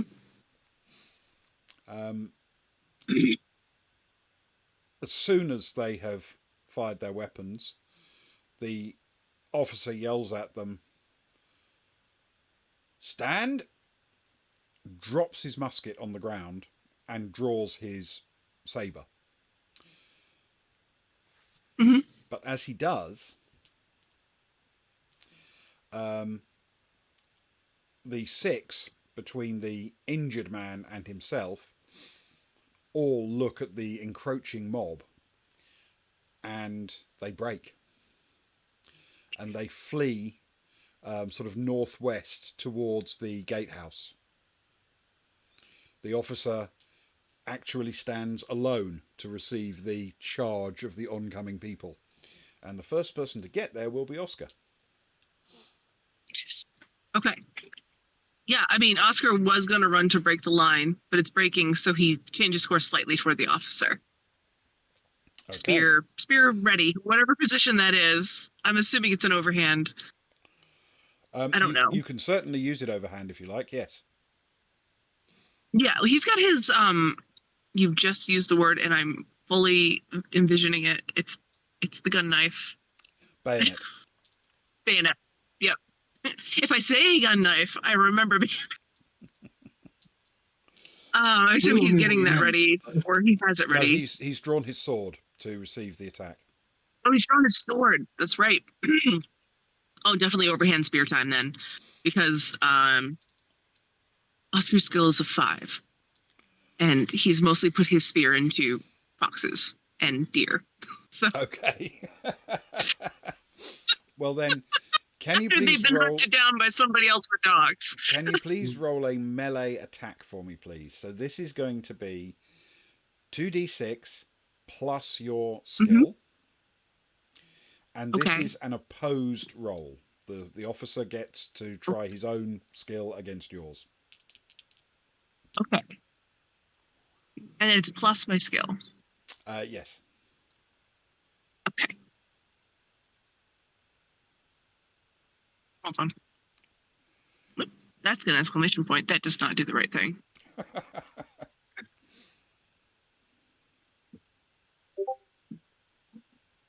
$11.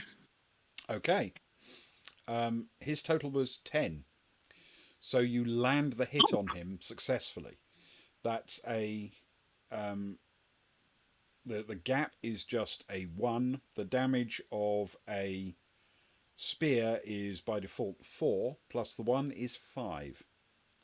So the officer takes a fairly staggering hit. It knocks him back, his footing slips a little. He looks stunned by the impact. But he's not down. Okay.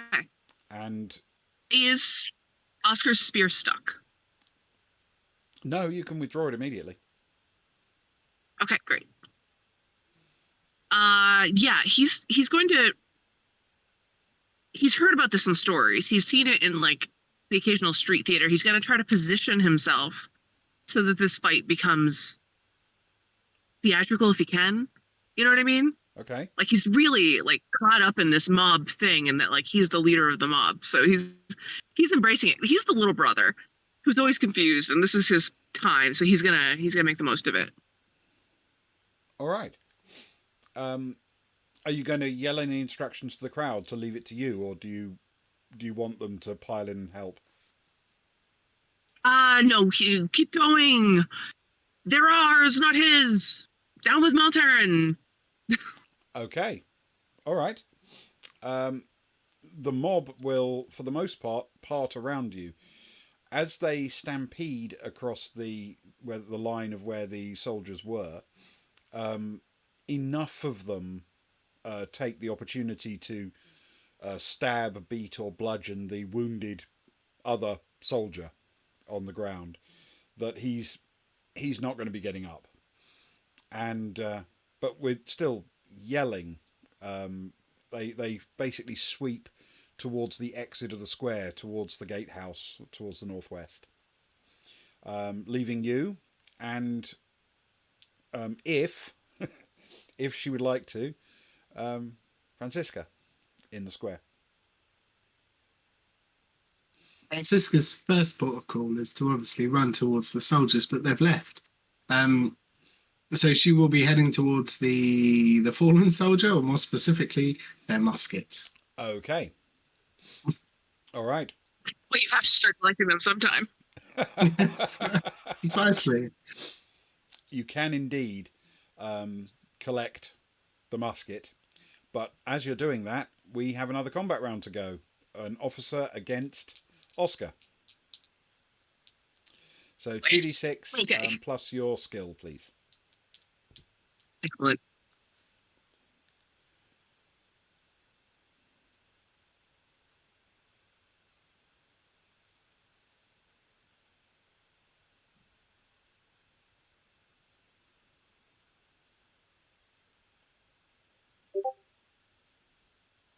Another 11. Another Ooh. 11. I'm afraid this time the officer rolled 14. Okay. So the sword does damage 3 plus 3 because of the advantage in the rolls. So you take 6 Okay. points of stamina damage. Okay. Fight against the officer. Okay, so I am at 10 stamina. Okay. Meanwhile, Francisca has collected the musket. It has, of course, just been fired. Yes. Being somewhat aware of Oscar and the situation and the passing crowd,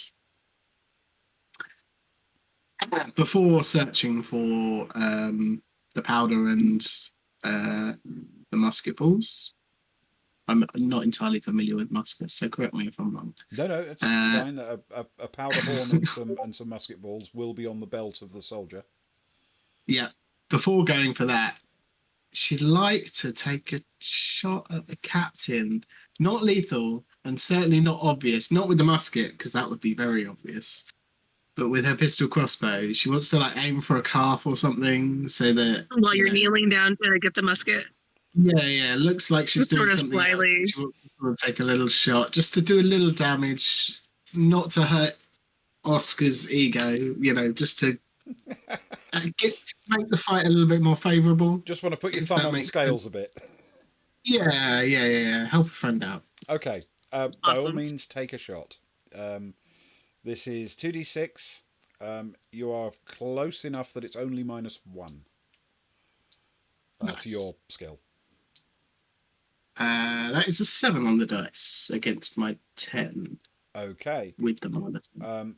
That would be 2 plus 3 is 5 points of damage. You can literally choose anywhere between 1 and 5 points of damage you inflict because you were aiming for a minor wound.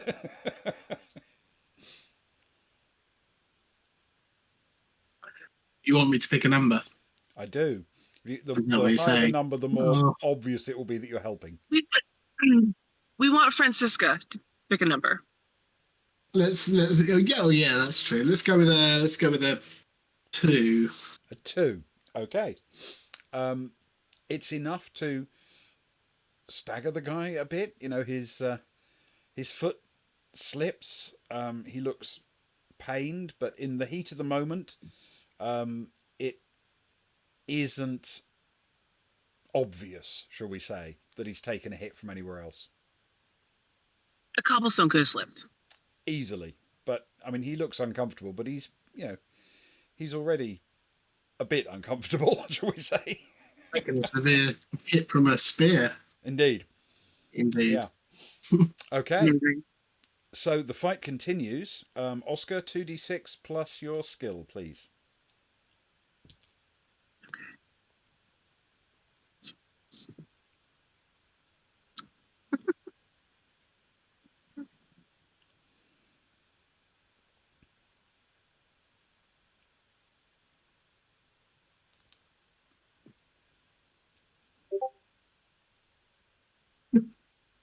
Another 11. Okay. Here's another 11. This one is a little bit better. That's 2 I'm glad better. that you can see my rolls. That's Yeah. 2 It's better fair. than he did, which means you get that plus the 4 points of damage that a spear does, which is enough for 6. And this time, Awesome. as you pull the spear back, you can see the light in his eyes begin to dim. He drops to his knees. He is done. Uh, Oscar's not gonna wait to see. He's gonna go to his knees. He's gonna pull the spear out and run after the mob for Louis. Let's get them back for us. Okay. You Because head this off. is horrifying what he just did, and he's not gonna face that right now. You head off out of the square to the northwest. The mob has now slowed down a little bit because they've been running and walking fast for a while, and they're a bit more cautious about approaching the gatehouse, but they're still pressing on into the gatehouse square. You can see them from a little way back as they enter the gatehouse square, and as they're doing that, Francisca, are you in fact collecting your second musket? I mean, I wasn't gonna, but it's lying right there. It is. So as long as I've got the musket balls and the powder, then she will go for the second musket. All right. One over the shoulder, and she'll go for the second. And go to. She'll reload the one she picks up. Well, reloading it will put the take a pistol couple of across. combat turns, and we're still Yeah, technically in combat. Cool. So you won't be able to start. So she'll doing that begin yet. to. She'll put away the pistol crossbow and get ready to start Okay. at least reloading one, so there's one loaded. Oscar, as you are approaching the back of the mob as it begins to enter Gatehouse Square, Yeah. you realise that the mob is slowing down a little bit, and that coincides with a volley of musket shot. Quite a lot of them. You couldn't tell exactly how many. There are some yells of alarm from the front of your little army, and they pull back behind the building that sort of guards the northwest corner of Goat Square, just to the left of the Sallyport Inn. They are seeking cover, and Mhm. none of them seemingly have been hit, but you could see musket balls slam into the square, and Yeah. there is obviously fire coming from atop the gatehouse.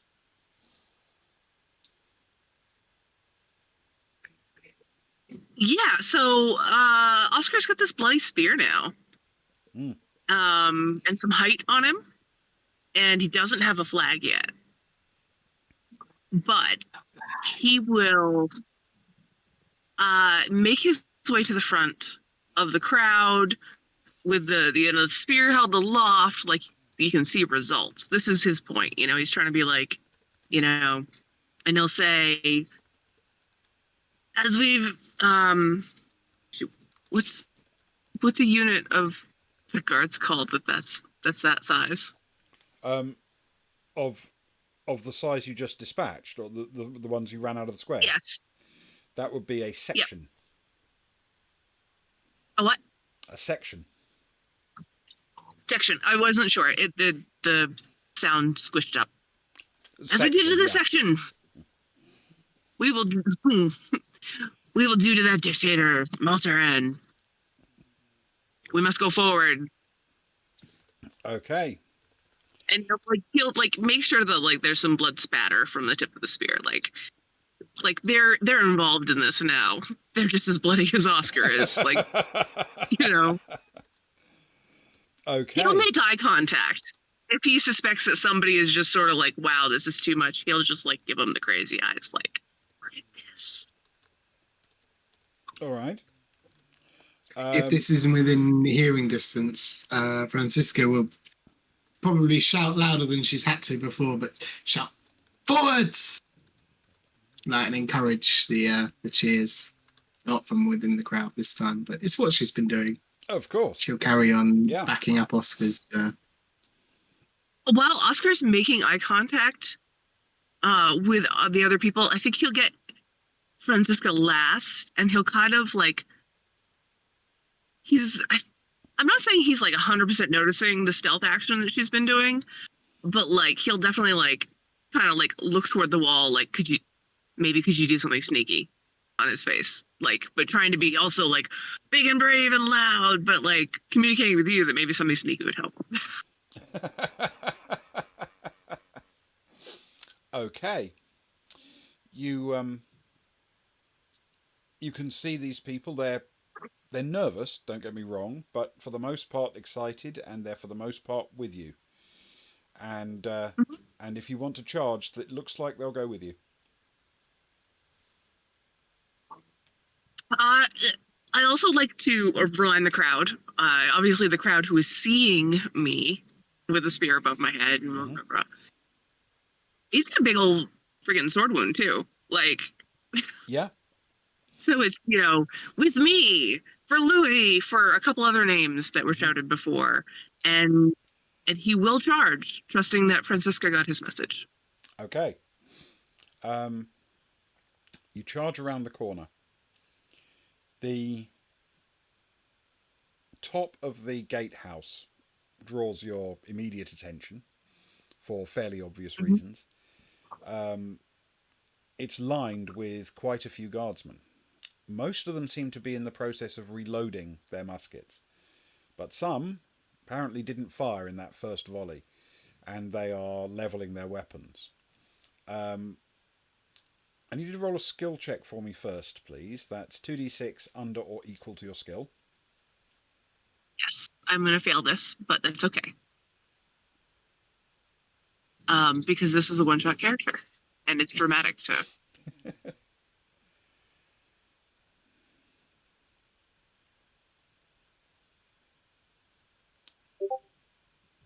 It is not under my skill.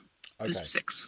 Um, as you lead around the corner, your focus is entirely on that gatehouse. The mob does seem to be following behind you, and they spread out across the square and charge north towards the gatehouse itself. The gatehouse comprises essentially two sort of towers, broadly speaking, sticking out of the wall. The roofs of the two towers are covered in troops, and the gap between the two towers, as you know from long experience, if you head down that narrow gap, at the end of it is a gate through the wall itself, through the inner wall of the city. Um, you can see as you come around the corner that fairly heavy wooden metal bound door is clearly closed. Um, but you can still see it moving slightly as if it's only just been slammed, probably to admit the fleeing guardsmen, Nice. who will have made it across the square. So there's a bit of movement still on its enormously heavy hinges. Um, are you following with Francisca? Um, no, I would assume that Francisco and Oscar have enough of a sly look from causing, just your regular run of the day, run of the mill mischief that she understood what that was. Um, I would like to head towards the alleys, like round the back of the smithy, in that general direction, with an aim Okay. to head up the left. Can you roll for me, please, a skill check? Yes, that is a 3. Okay.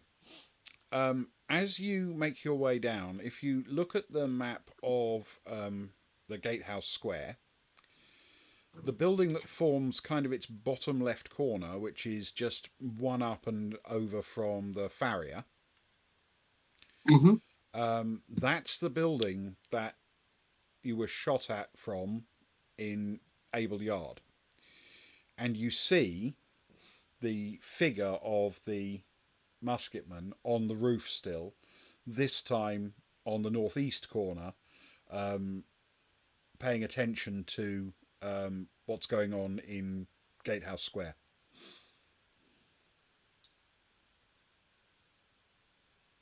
Ooh. Okay, she'll is the musket's not reloaded by this point, is it? No, not yet. Wonderful. She will stop doing that, sling it over her shoulder, pull out the crystal crossbow, pistol crossbow, Mm-hmm. and take a shot. whilst Okay. still carrying Of course. on in that direction. Okay. That's going to be about 20 meters, so it's your skill -2 and then a skill check against that, please. Cool. So I'm looking for a 9 or less. Ooh. That is a 7.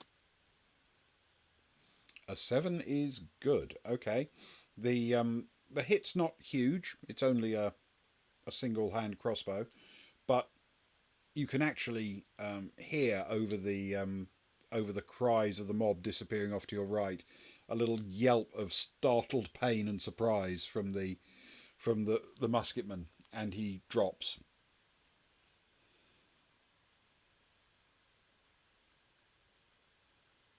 Wonderful. She will carry on in the direction, aiming to get as far left on the map basically as possible, and head up that side round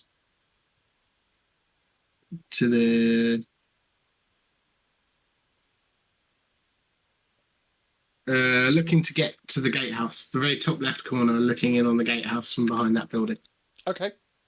All right. Makes sense. Now, it's not an enormous distance, but long before you get there, we'll have the mob reach the gatehouse as they attack. So we're going back to them next. Perfect. Can Right. she reload on the way, or does she have to stop? You can. You don't need to spend any time reloading the crossbow, but you can't reload muskets while doing anything else in combat. Whilst on the move. Okay, that's fair. Okay. Not a problem. So, Oscar, Yeah. the guards on top of the gatehouse who can fire this turn are going to fire this turn. Yes, they are. Why then? Why? Why would you do this to us? It's almost like we're a group of like fleshy peasants with in the mood for trouble. About to get stomped on by Wolverine's militia. Only one hit happens to one of the members of your group.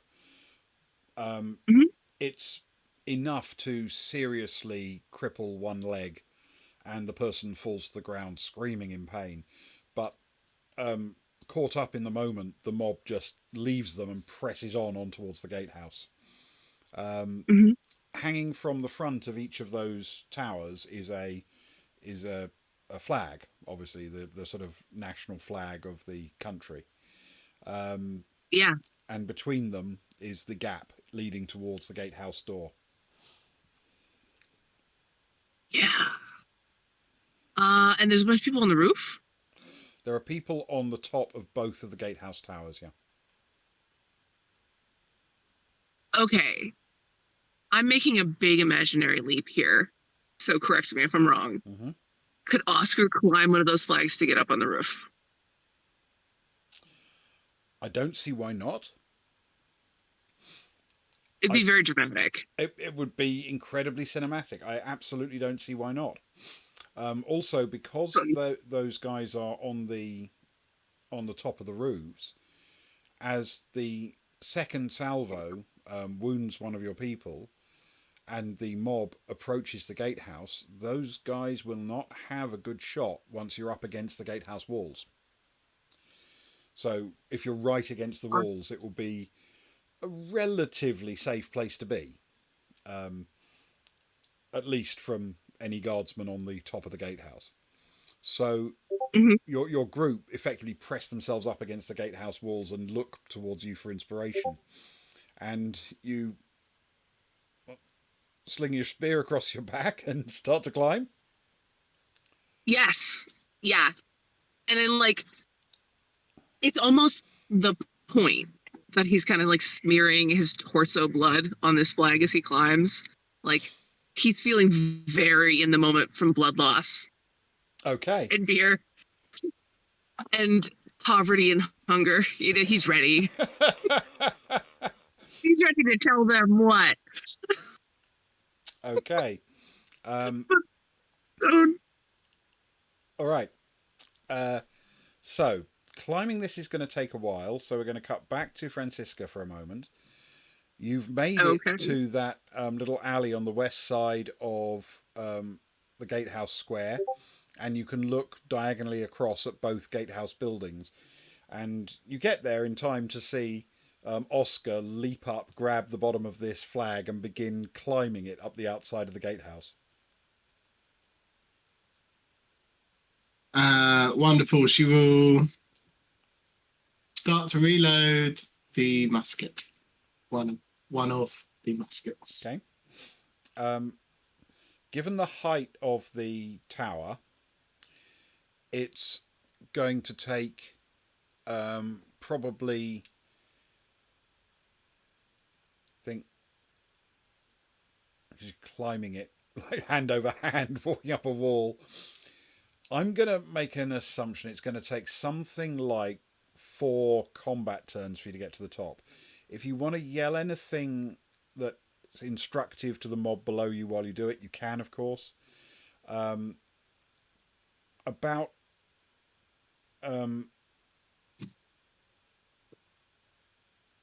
sort of one of those turns in, someone leans over the top of the tower to see what's going on and spots you.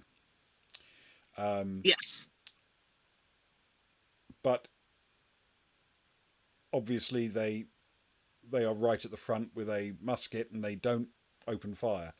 But they may yell an instruction at some point, you never know. But at the moment they're just staring in disbelief at this person climbing the flag. But you're going to be doing that for and he's for a definitely few combat shouting, turns. So, encouragement, like, come on, against the gate! We're going for them! okay. The things. All right. The mob, sort of glancing up and somewhat inspired by your heroic action, begins charging towards the gate between the gate towers. And Francisca, from where you are, you're reloading the musket, but you're also aware of what's going on.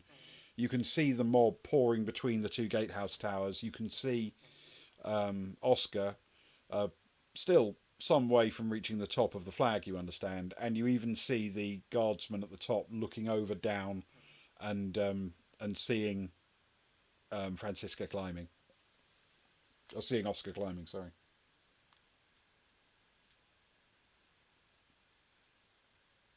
Wonderful. Is she still reloading? Yeah, essentially, if you spend most of the time reloading, you'll be reloaded roughly when Oscar gets to the top of the tower. Like, you can have probably 1 or 2 combat turns in that time, but no more than that. Okay. Teamwork makes the dream work. Yeah. That is all good.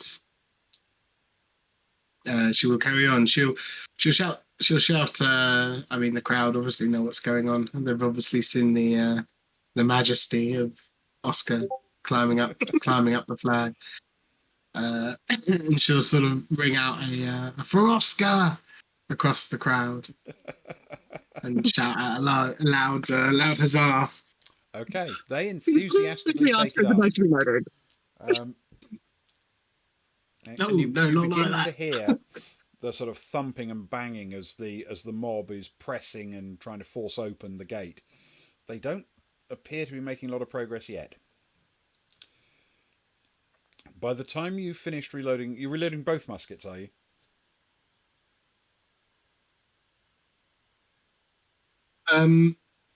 Ideally, but should Oscar reach the top, You'll have I would time like to reload both before Oscar gets to the top, or Okay, more or less as that's- Oscar gets to the top, actually. that's fine then. Yeah, definitely. Then, Oscar, you indeed arrive at the top of the tower. There is a slightly diminished number of guardsmen up there. It appears that some have been ordered to come down to the back of the gates. Okay. To Hold them. to hold the gates closed and defend against the mob. but there are still 4 people up here ready to defend, 2 on each of the towers. So as you arrive at the top, they're standing a little bit back. They've just seen someone get shot on the roof opposite, and they're not that eager to expose themselves to fire from the ground, but Mhm. they are definitely ready to defend if you crest over the top. Oh yeah, going for it. Swinging right up. Okay. Gonna do my best to like get the spear out as I get up, but like again, I know his skill score, so Well, it may be a clamber onto the roof. I mean, realistically, you're not going to be able to pull the spear as you climb. But Right. what you probably could do is uh, as you reach the top, sort of faint a little bit, like sort of make as if you're going to come over and see if you can get them to extend, and so not buy yourself a little bit of time to get over the top. But as you reach the top and actually climb over, of course, that's also when Francisca has her muskets and her crossbow all reloaded. So that can be in the same turn. Do you have a particular target in mind, Francisca? I guess there's a couple of questions. Is Oscar caught between 2 people? Are they flanked? Is there like someone at their back as well as someone at the front? Would be my immediate Effectively, if concern. Oscar goes up over the front of the right-hand gatehouse tower, there'll be essentially a guardsman on each corner, um, giving them the best possible view into the square. So as Oscar comes over the top, there'll be one on each side of Oscar along the front of that tower. The other 2 guardsmen are on the other tower. Yeah. Choices.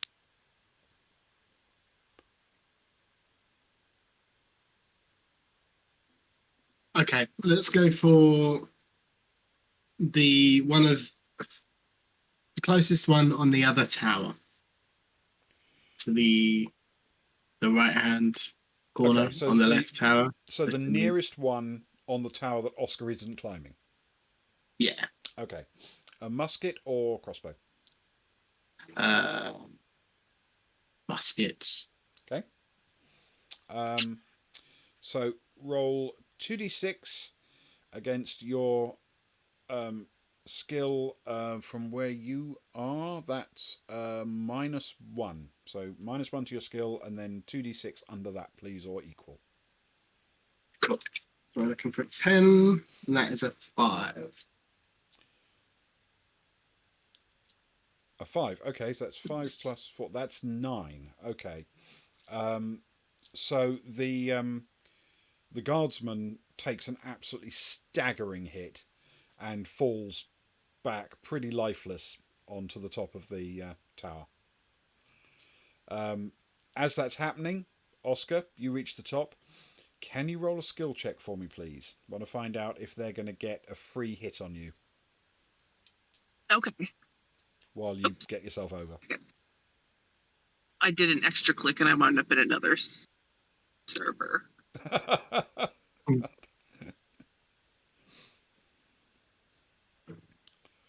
Okay, this is the skill check.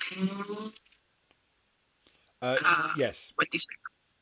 36. I can count. Yes.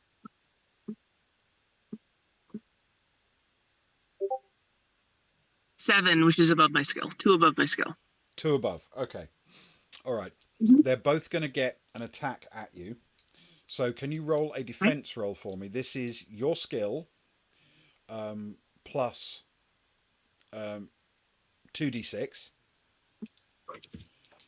Roll 2d6 plus my skill. Yeah, 2d6 plus your skill, and they'll do the same, and we'll see if either of them get a hit on you. You won't have a chance to get a hit on them this time. It's just them having a free go, basically. Oh yeah, I just pulled myself up a very non-conventional, route. Not expecting much. I got a 15. 15. 15 is actually better than either of them did. So they both, Amazing. in their panic, confusion, and what have you, miss. You pull yourself to your feet, and you are facing two people, but you are now standing on level terms with them. Okay. Franziska.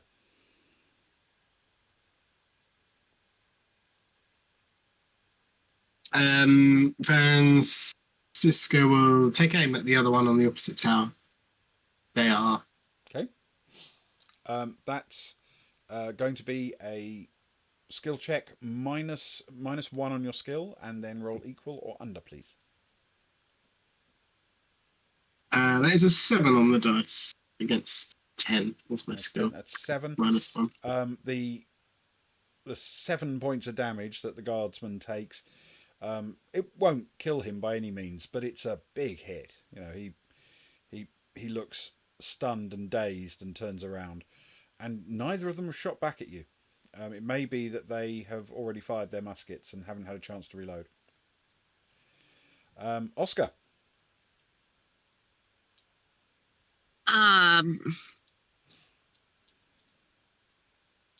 Stand in our way and die, and he'll attack. Okay. The one on your left or the one on your right? The one who's... I'm at the right-hand gate, right? Yeah. Right-hand gate tower. The one on the left, then. The one closer to the tower. Closer to the gate?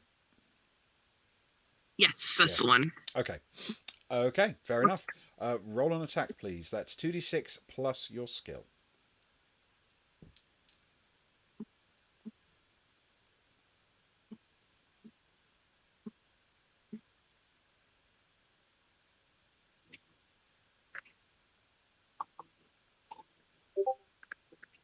Another 15. Okay. There are 2 different timestamps. I just want to note that. 2 different timestamps. Yeah. Okay, that's significantly better than your opponent rolled. However, the other one also gets a go. Mm-hmm. And lands a hit. So that was... Okay. That's a total of 16, so that's 1 plus 2. So you take 3 points of damage. You inflict on the one you actually hit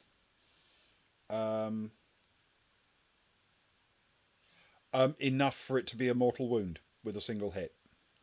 The damage of the spear plus that gap, because he didn't roll well at all. You have killed the one closer to the gate.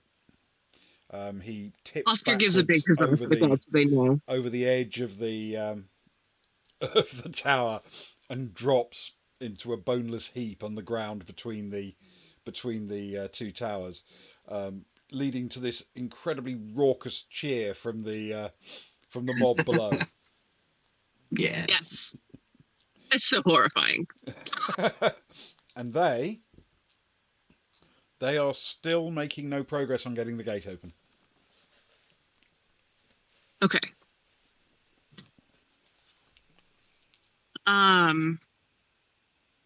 Franziska?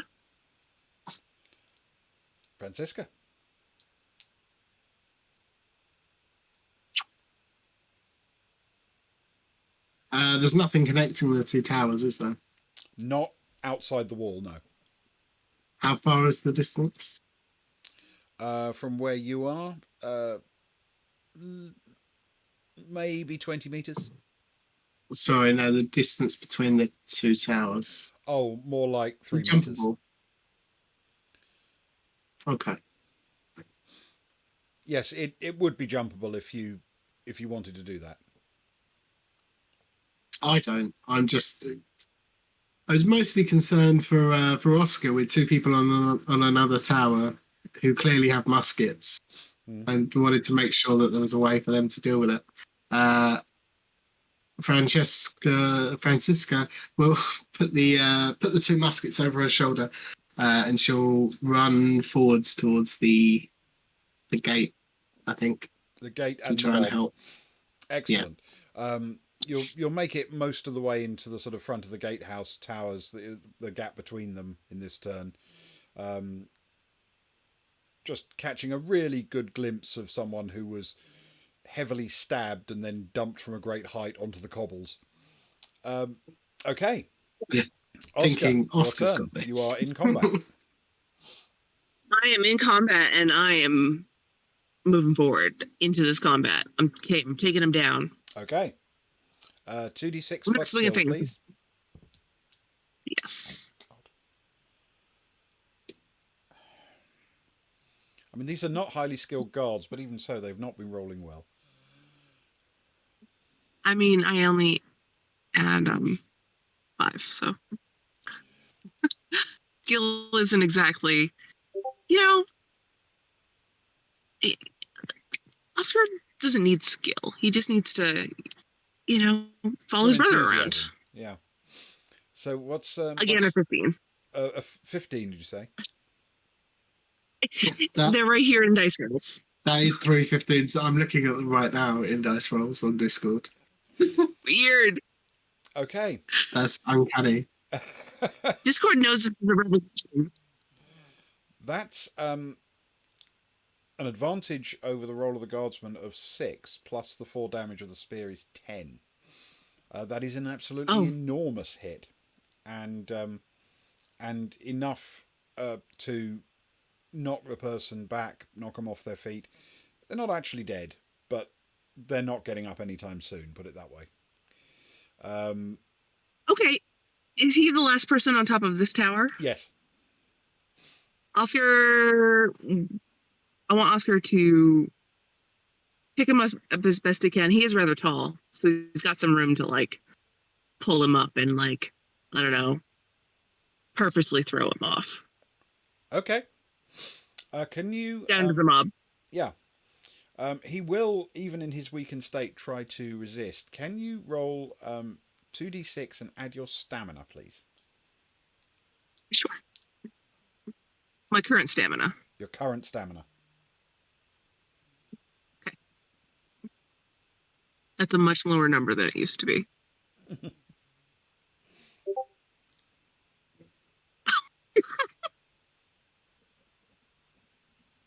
How? Wait. It's a 5 and a 3 plus 7 is 15. It's a different 15, though. I mean, it is still a different. 15, The but it is a different last 15. several were 6s and 4s plus 5. Okay. That's crazy. It's enough. He's very weakened by the hit he took. It's enough. You can indeed tip him over the edge, and he drops down into Gatehouse Square with a sickening crunch. If I had real dice that I was rolling these with, I would lie and say they were lower because this is so weird. Yeah. Yeah, he'll throw him down and then he'll raise his arms up and just like a noise. Yeah. Yes, it's sort of that moment at the beginning of 2001. Yep. That, yeah. Absolutely. So, okay, Francisca, you have time now to make it into the back of the mob and get to the gate if you want. Yeah, perfect. She will do that. What's the gate made out of? Fairly substantial wood with some metal bands across the middle. I just want to note, because we can't go back now, that our Bucky handed us Molotov cocktails on a platter, and we reused them. I know. I was thinking at the time. The wall was gone from the vintners. Yeah. Well, and the vintner themselves had substantial bottles of some kind of spirits Was it Yep. spirits specifically? Ah, anyway, That's okay. maybe we should go Oscar's setting this revolution on fire with his blood, so back. Okay, so Francisca, when you get there, When she gets there, she will declare in a most commanding voice, lift on two for Oscar and for Dresden. Put your backs into it and try and get everybody at least working together at All the right. same time, and not just presumably the hammering on the unruly mob gate. that they are. Yeah. Okay. Can you roll a stamina? Can you roll 2d6 and add your stamina, please? Ooh. I'm going to do an average for the rest of the mob as well. My 2d6 is a very average 7. Plus 16, so 23. Okay. nice. And that's an 11 plus 12 for the mob on average, which is 23 as well. Okay. Ooh. In unity, I would say. Yeah. So we, loading those into my mental arithmetic calculator. I'm just splitting your average directly with theirs, which is ridiculous, obviously, but nonetheless, that's what I'm doing. Gives us an average of 23 across the pair. I can do that in my head. The average of 2 number 23s is not that hard to work out. So, on that basis, you actually see the gate start to push open. It's slow going. There's some resistance from the other side, but it is starting to push open. And there's a gap. You can actually see into the inner city, the inner part of the city through the gap. It's not big enough for a person to get through, but it's a few inches wide, as it's being pushed open. You're slowly, you and the mob are slowly winning this fight. But you can see there are people the other side moving around rapidly, and some yelling of instructions. Oscar. Yeah. So on the other side, there's milling, and there's resistance at the door. Are there Yep. people pushing back? Okay. How far did Oscar climb to get up there? Essentially, sort of about 3 full stories. So, in medieval Oh my times, God. we're talking about they're not as tall as floors are now. About somewhere between sort of 7.5 meters, that kind of distance. So he's not jumping down onto this crowd, and no wonder it took 4 combat rounds for him to climb up. No, Okay. it'll be a 20-something foot drop if you dropped. That sounds like a lot. Is it a lot? Is that a lot? 20 feet? I mean, it's a fair distance. I suppose it depends on what you land on, because you could land on soft, squidgy people, but equally those people have bayonets, so you could land on bayonets. Are they looking up? They really aren't. No, they are very much focused on the gate. Oh yeah, he's going to jump down on the guards who are holding the door closed. Okay. Well, in that case, can you roll a skill check for me, please? I can. I think we're gonna know. We already know what the result's going to be, right? It's not going to be 15 or even 11. Oh, please make it 15. Hey, lollygangers. It's a 6. It's so close. That's a 6 total. It's so close. Because I'm rolling against my skill, so it's 1 above my skill. It's 1 over your skill. Okay. Yes. Very low skill. All right. You fall down onto the guardsman. It's not what you'd call graceful. It Mhm. It's not even particularly cinematic in its styling. It is, however, moderately effective in the sense that you do land on a couple of them, but you do take a point of stamina damage in doing so. Okay, this is my notes on my stamina damage are basically the story that we're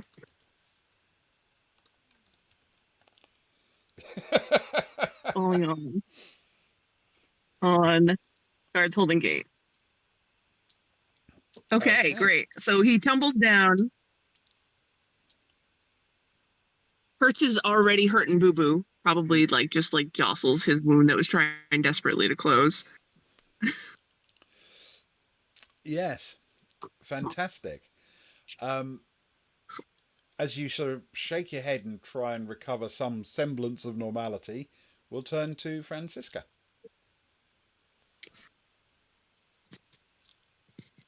She'll be getting ready to G up the crowd for another lift. 1, 2, and attempt to lift it. All right. Further. Can you roll 2d6 plus your stamina, please?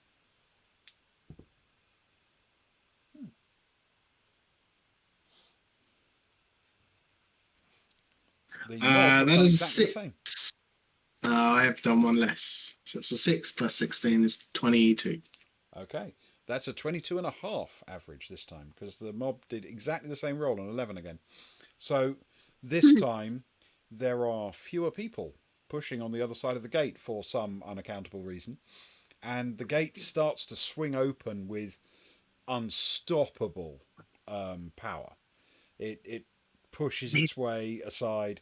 Guardsmen are pushed back, and a couple of them fall over as the gate moves. The mob pushes open the doors, and beyond you can see into the inner city. In front of you, a couple of stable buildings, and to your left and right, other buildings of that nature. Beyond it, the relatively elegant curve of the barracks.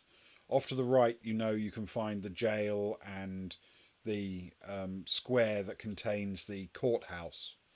And looming above you, directly in front and just slightly to the right, the imposing wall of the palace precinct with its towers and gates, and beyond that, the central tower of the palace itself, that is so much taller when you're this close to it than it appears from a distance.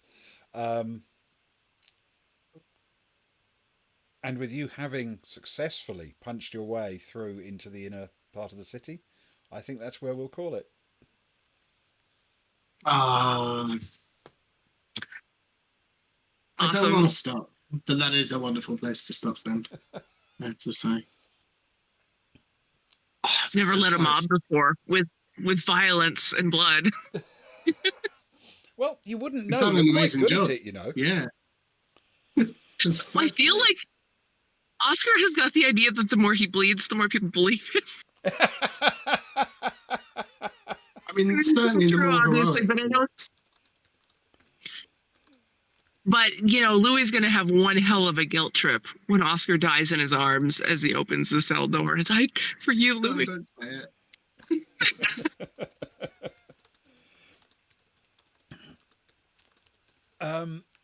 it. That was wonderful.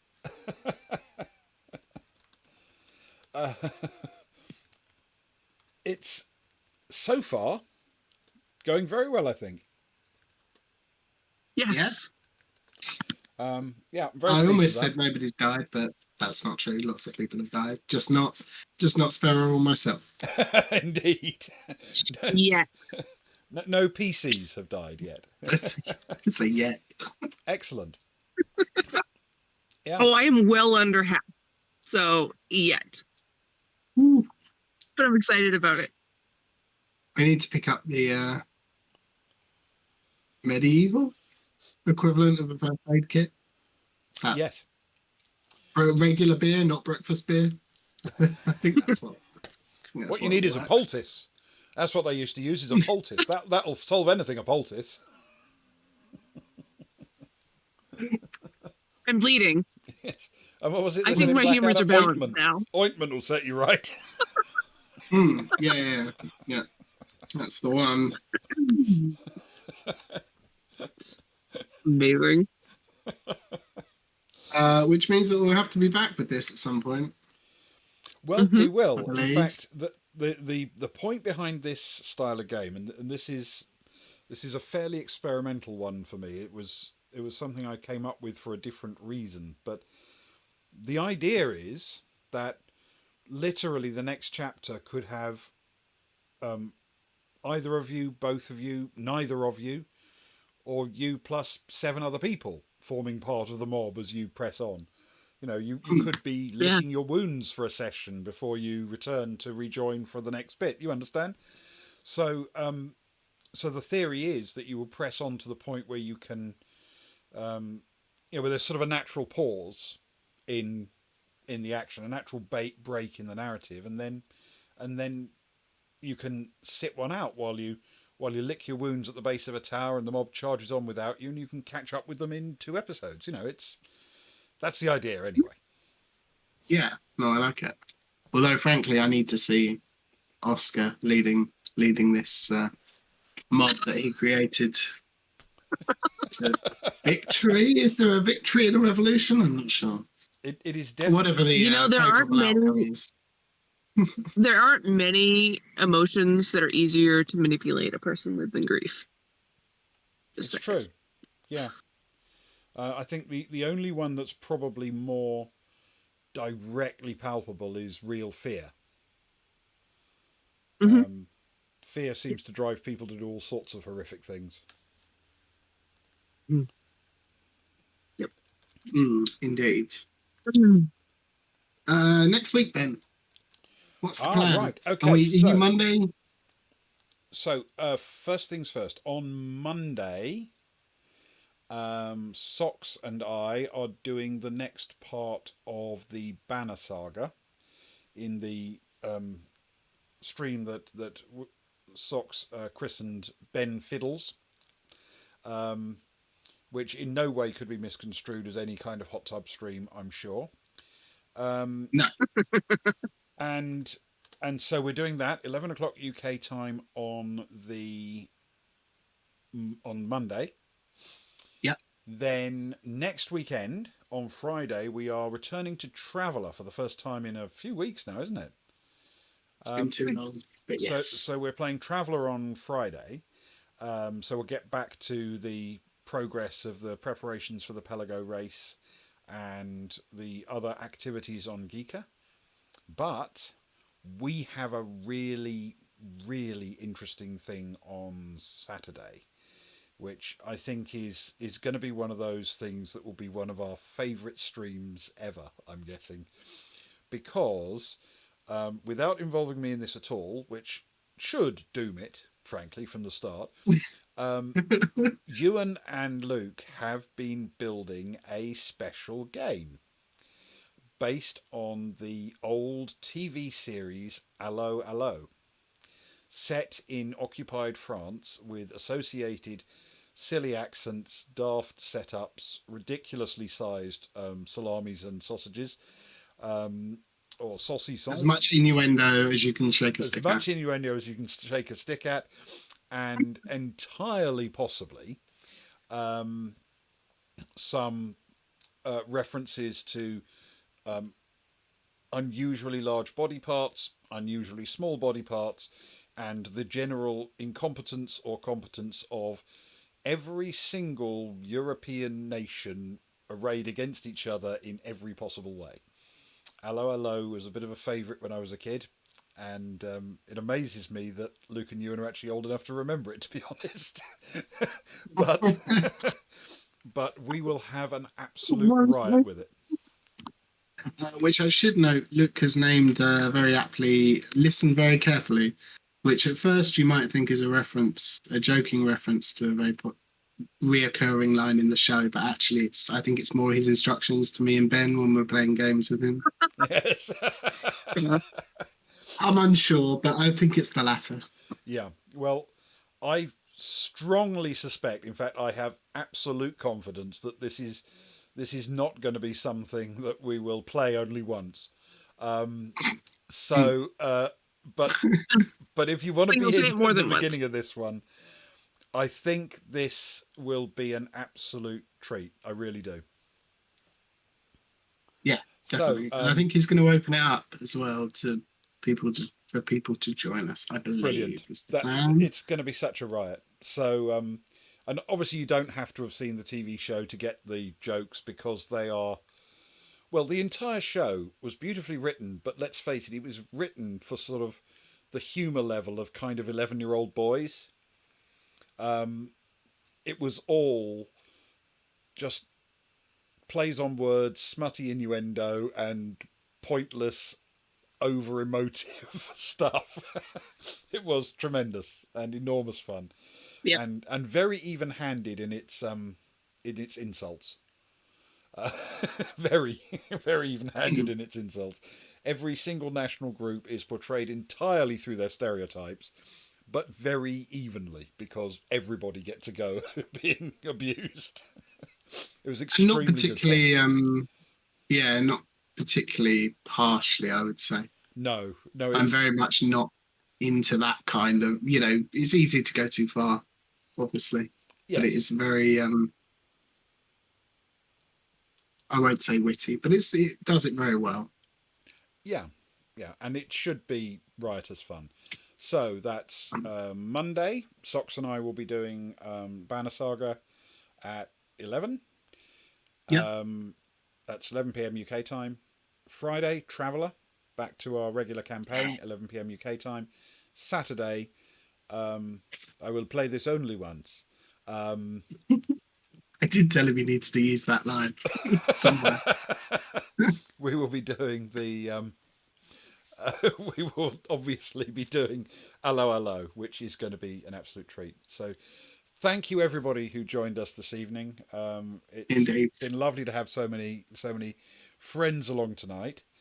Thank you, Sparrow. It's been too long since we played a game together, and I've Oh absolutely my god, loved I it. have. It's been amazing. Thank you. Awesome. Thank you, Ewan, as always, for Thank you, Ben. turning up game after game. And if you join us on VOD, thank you for remembering to fast forward through the bit where we had the cards and then watching this bit live. If you did it the other way round, it's going to be a really dull stream. So I hope you did it right. So cheers. Thank you very much, and good night. Good night. Good night, everyone.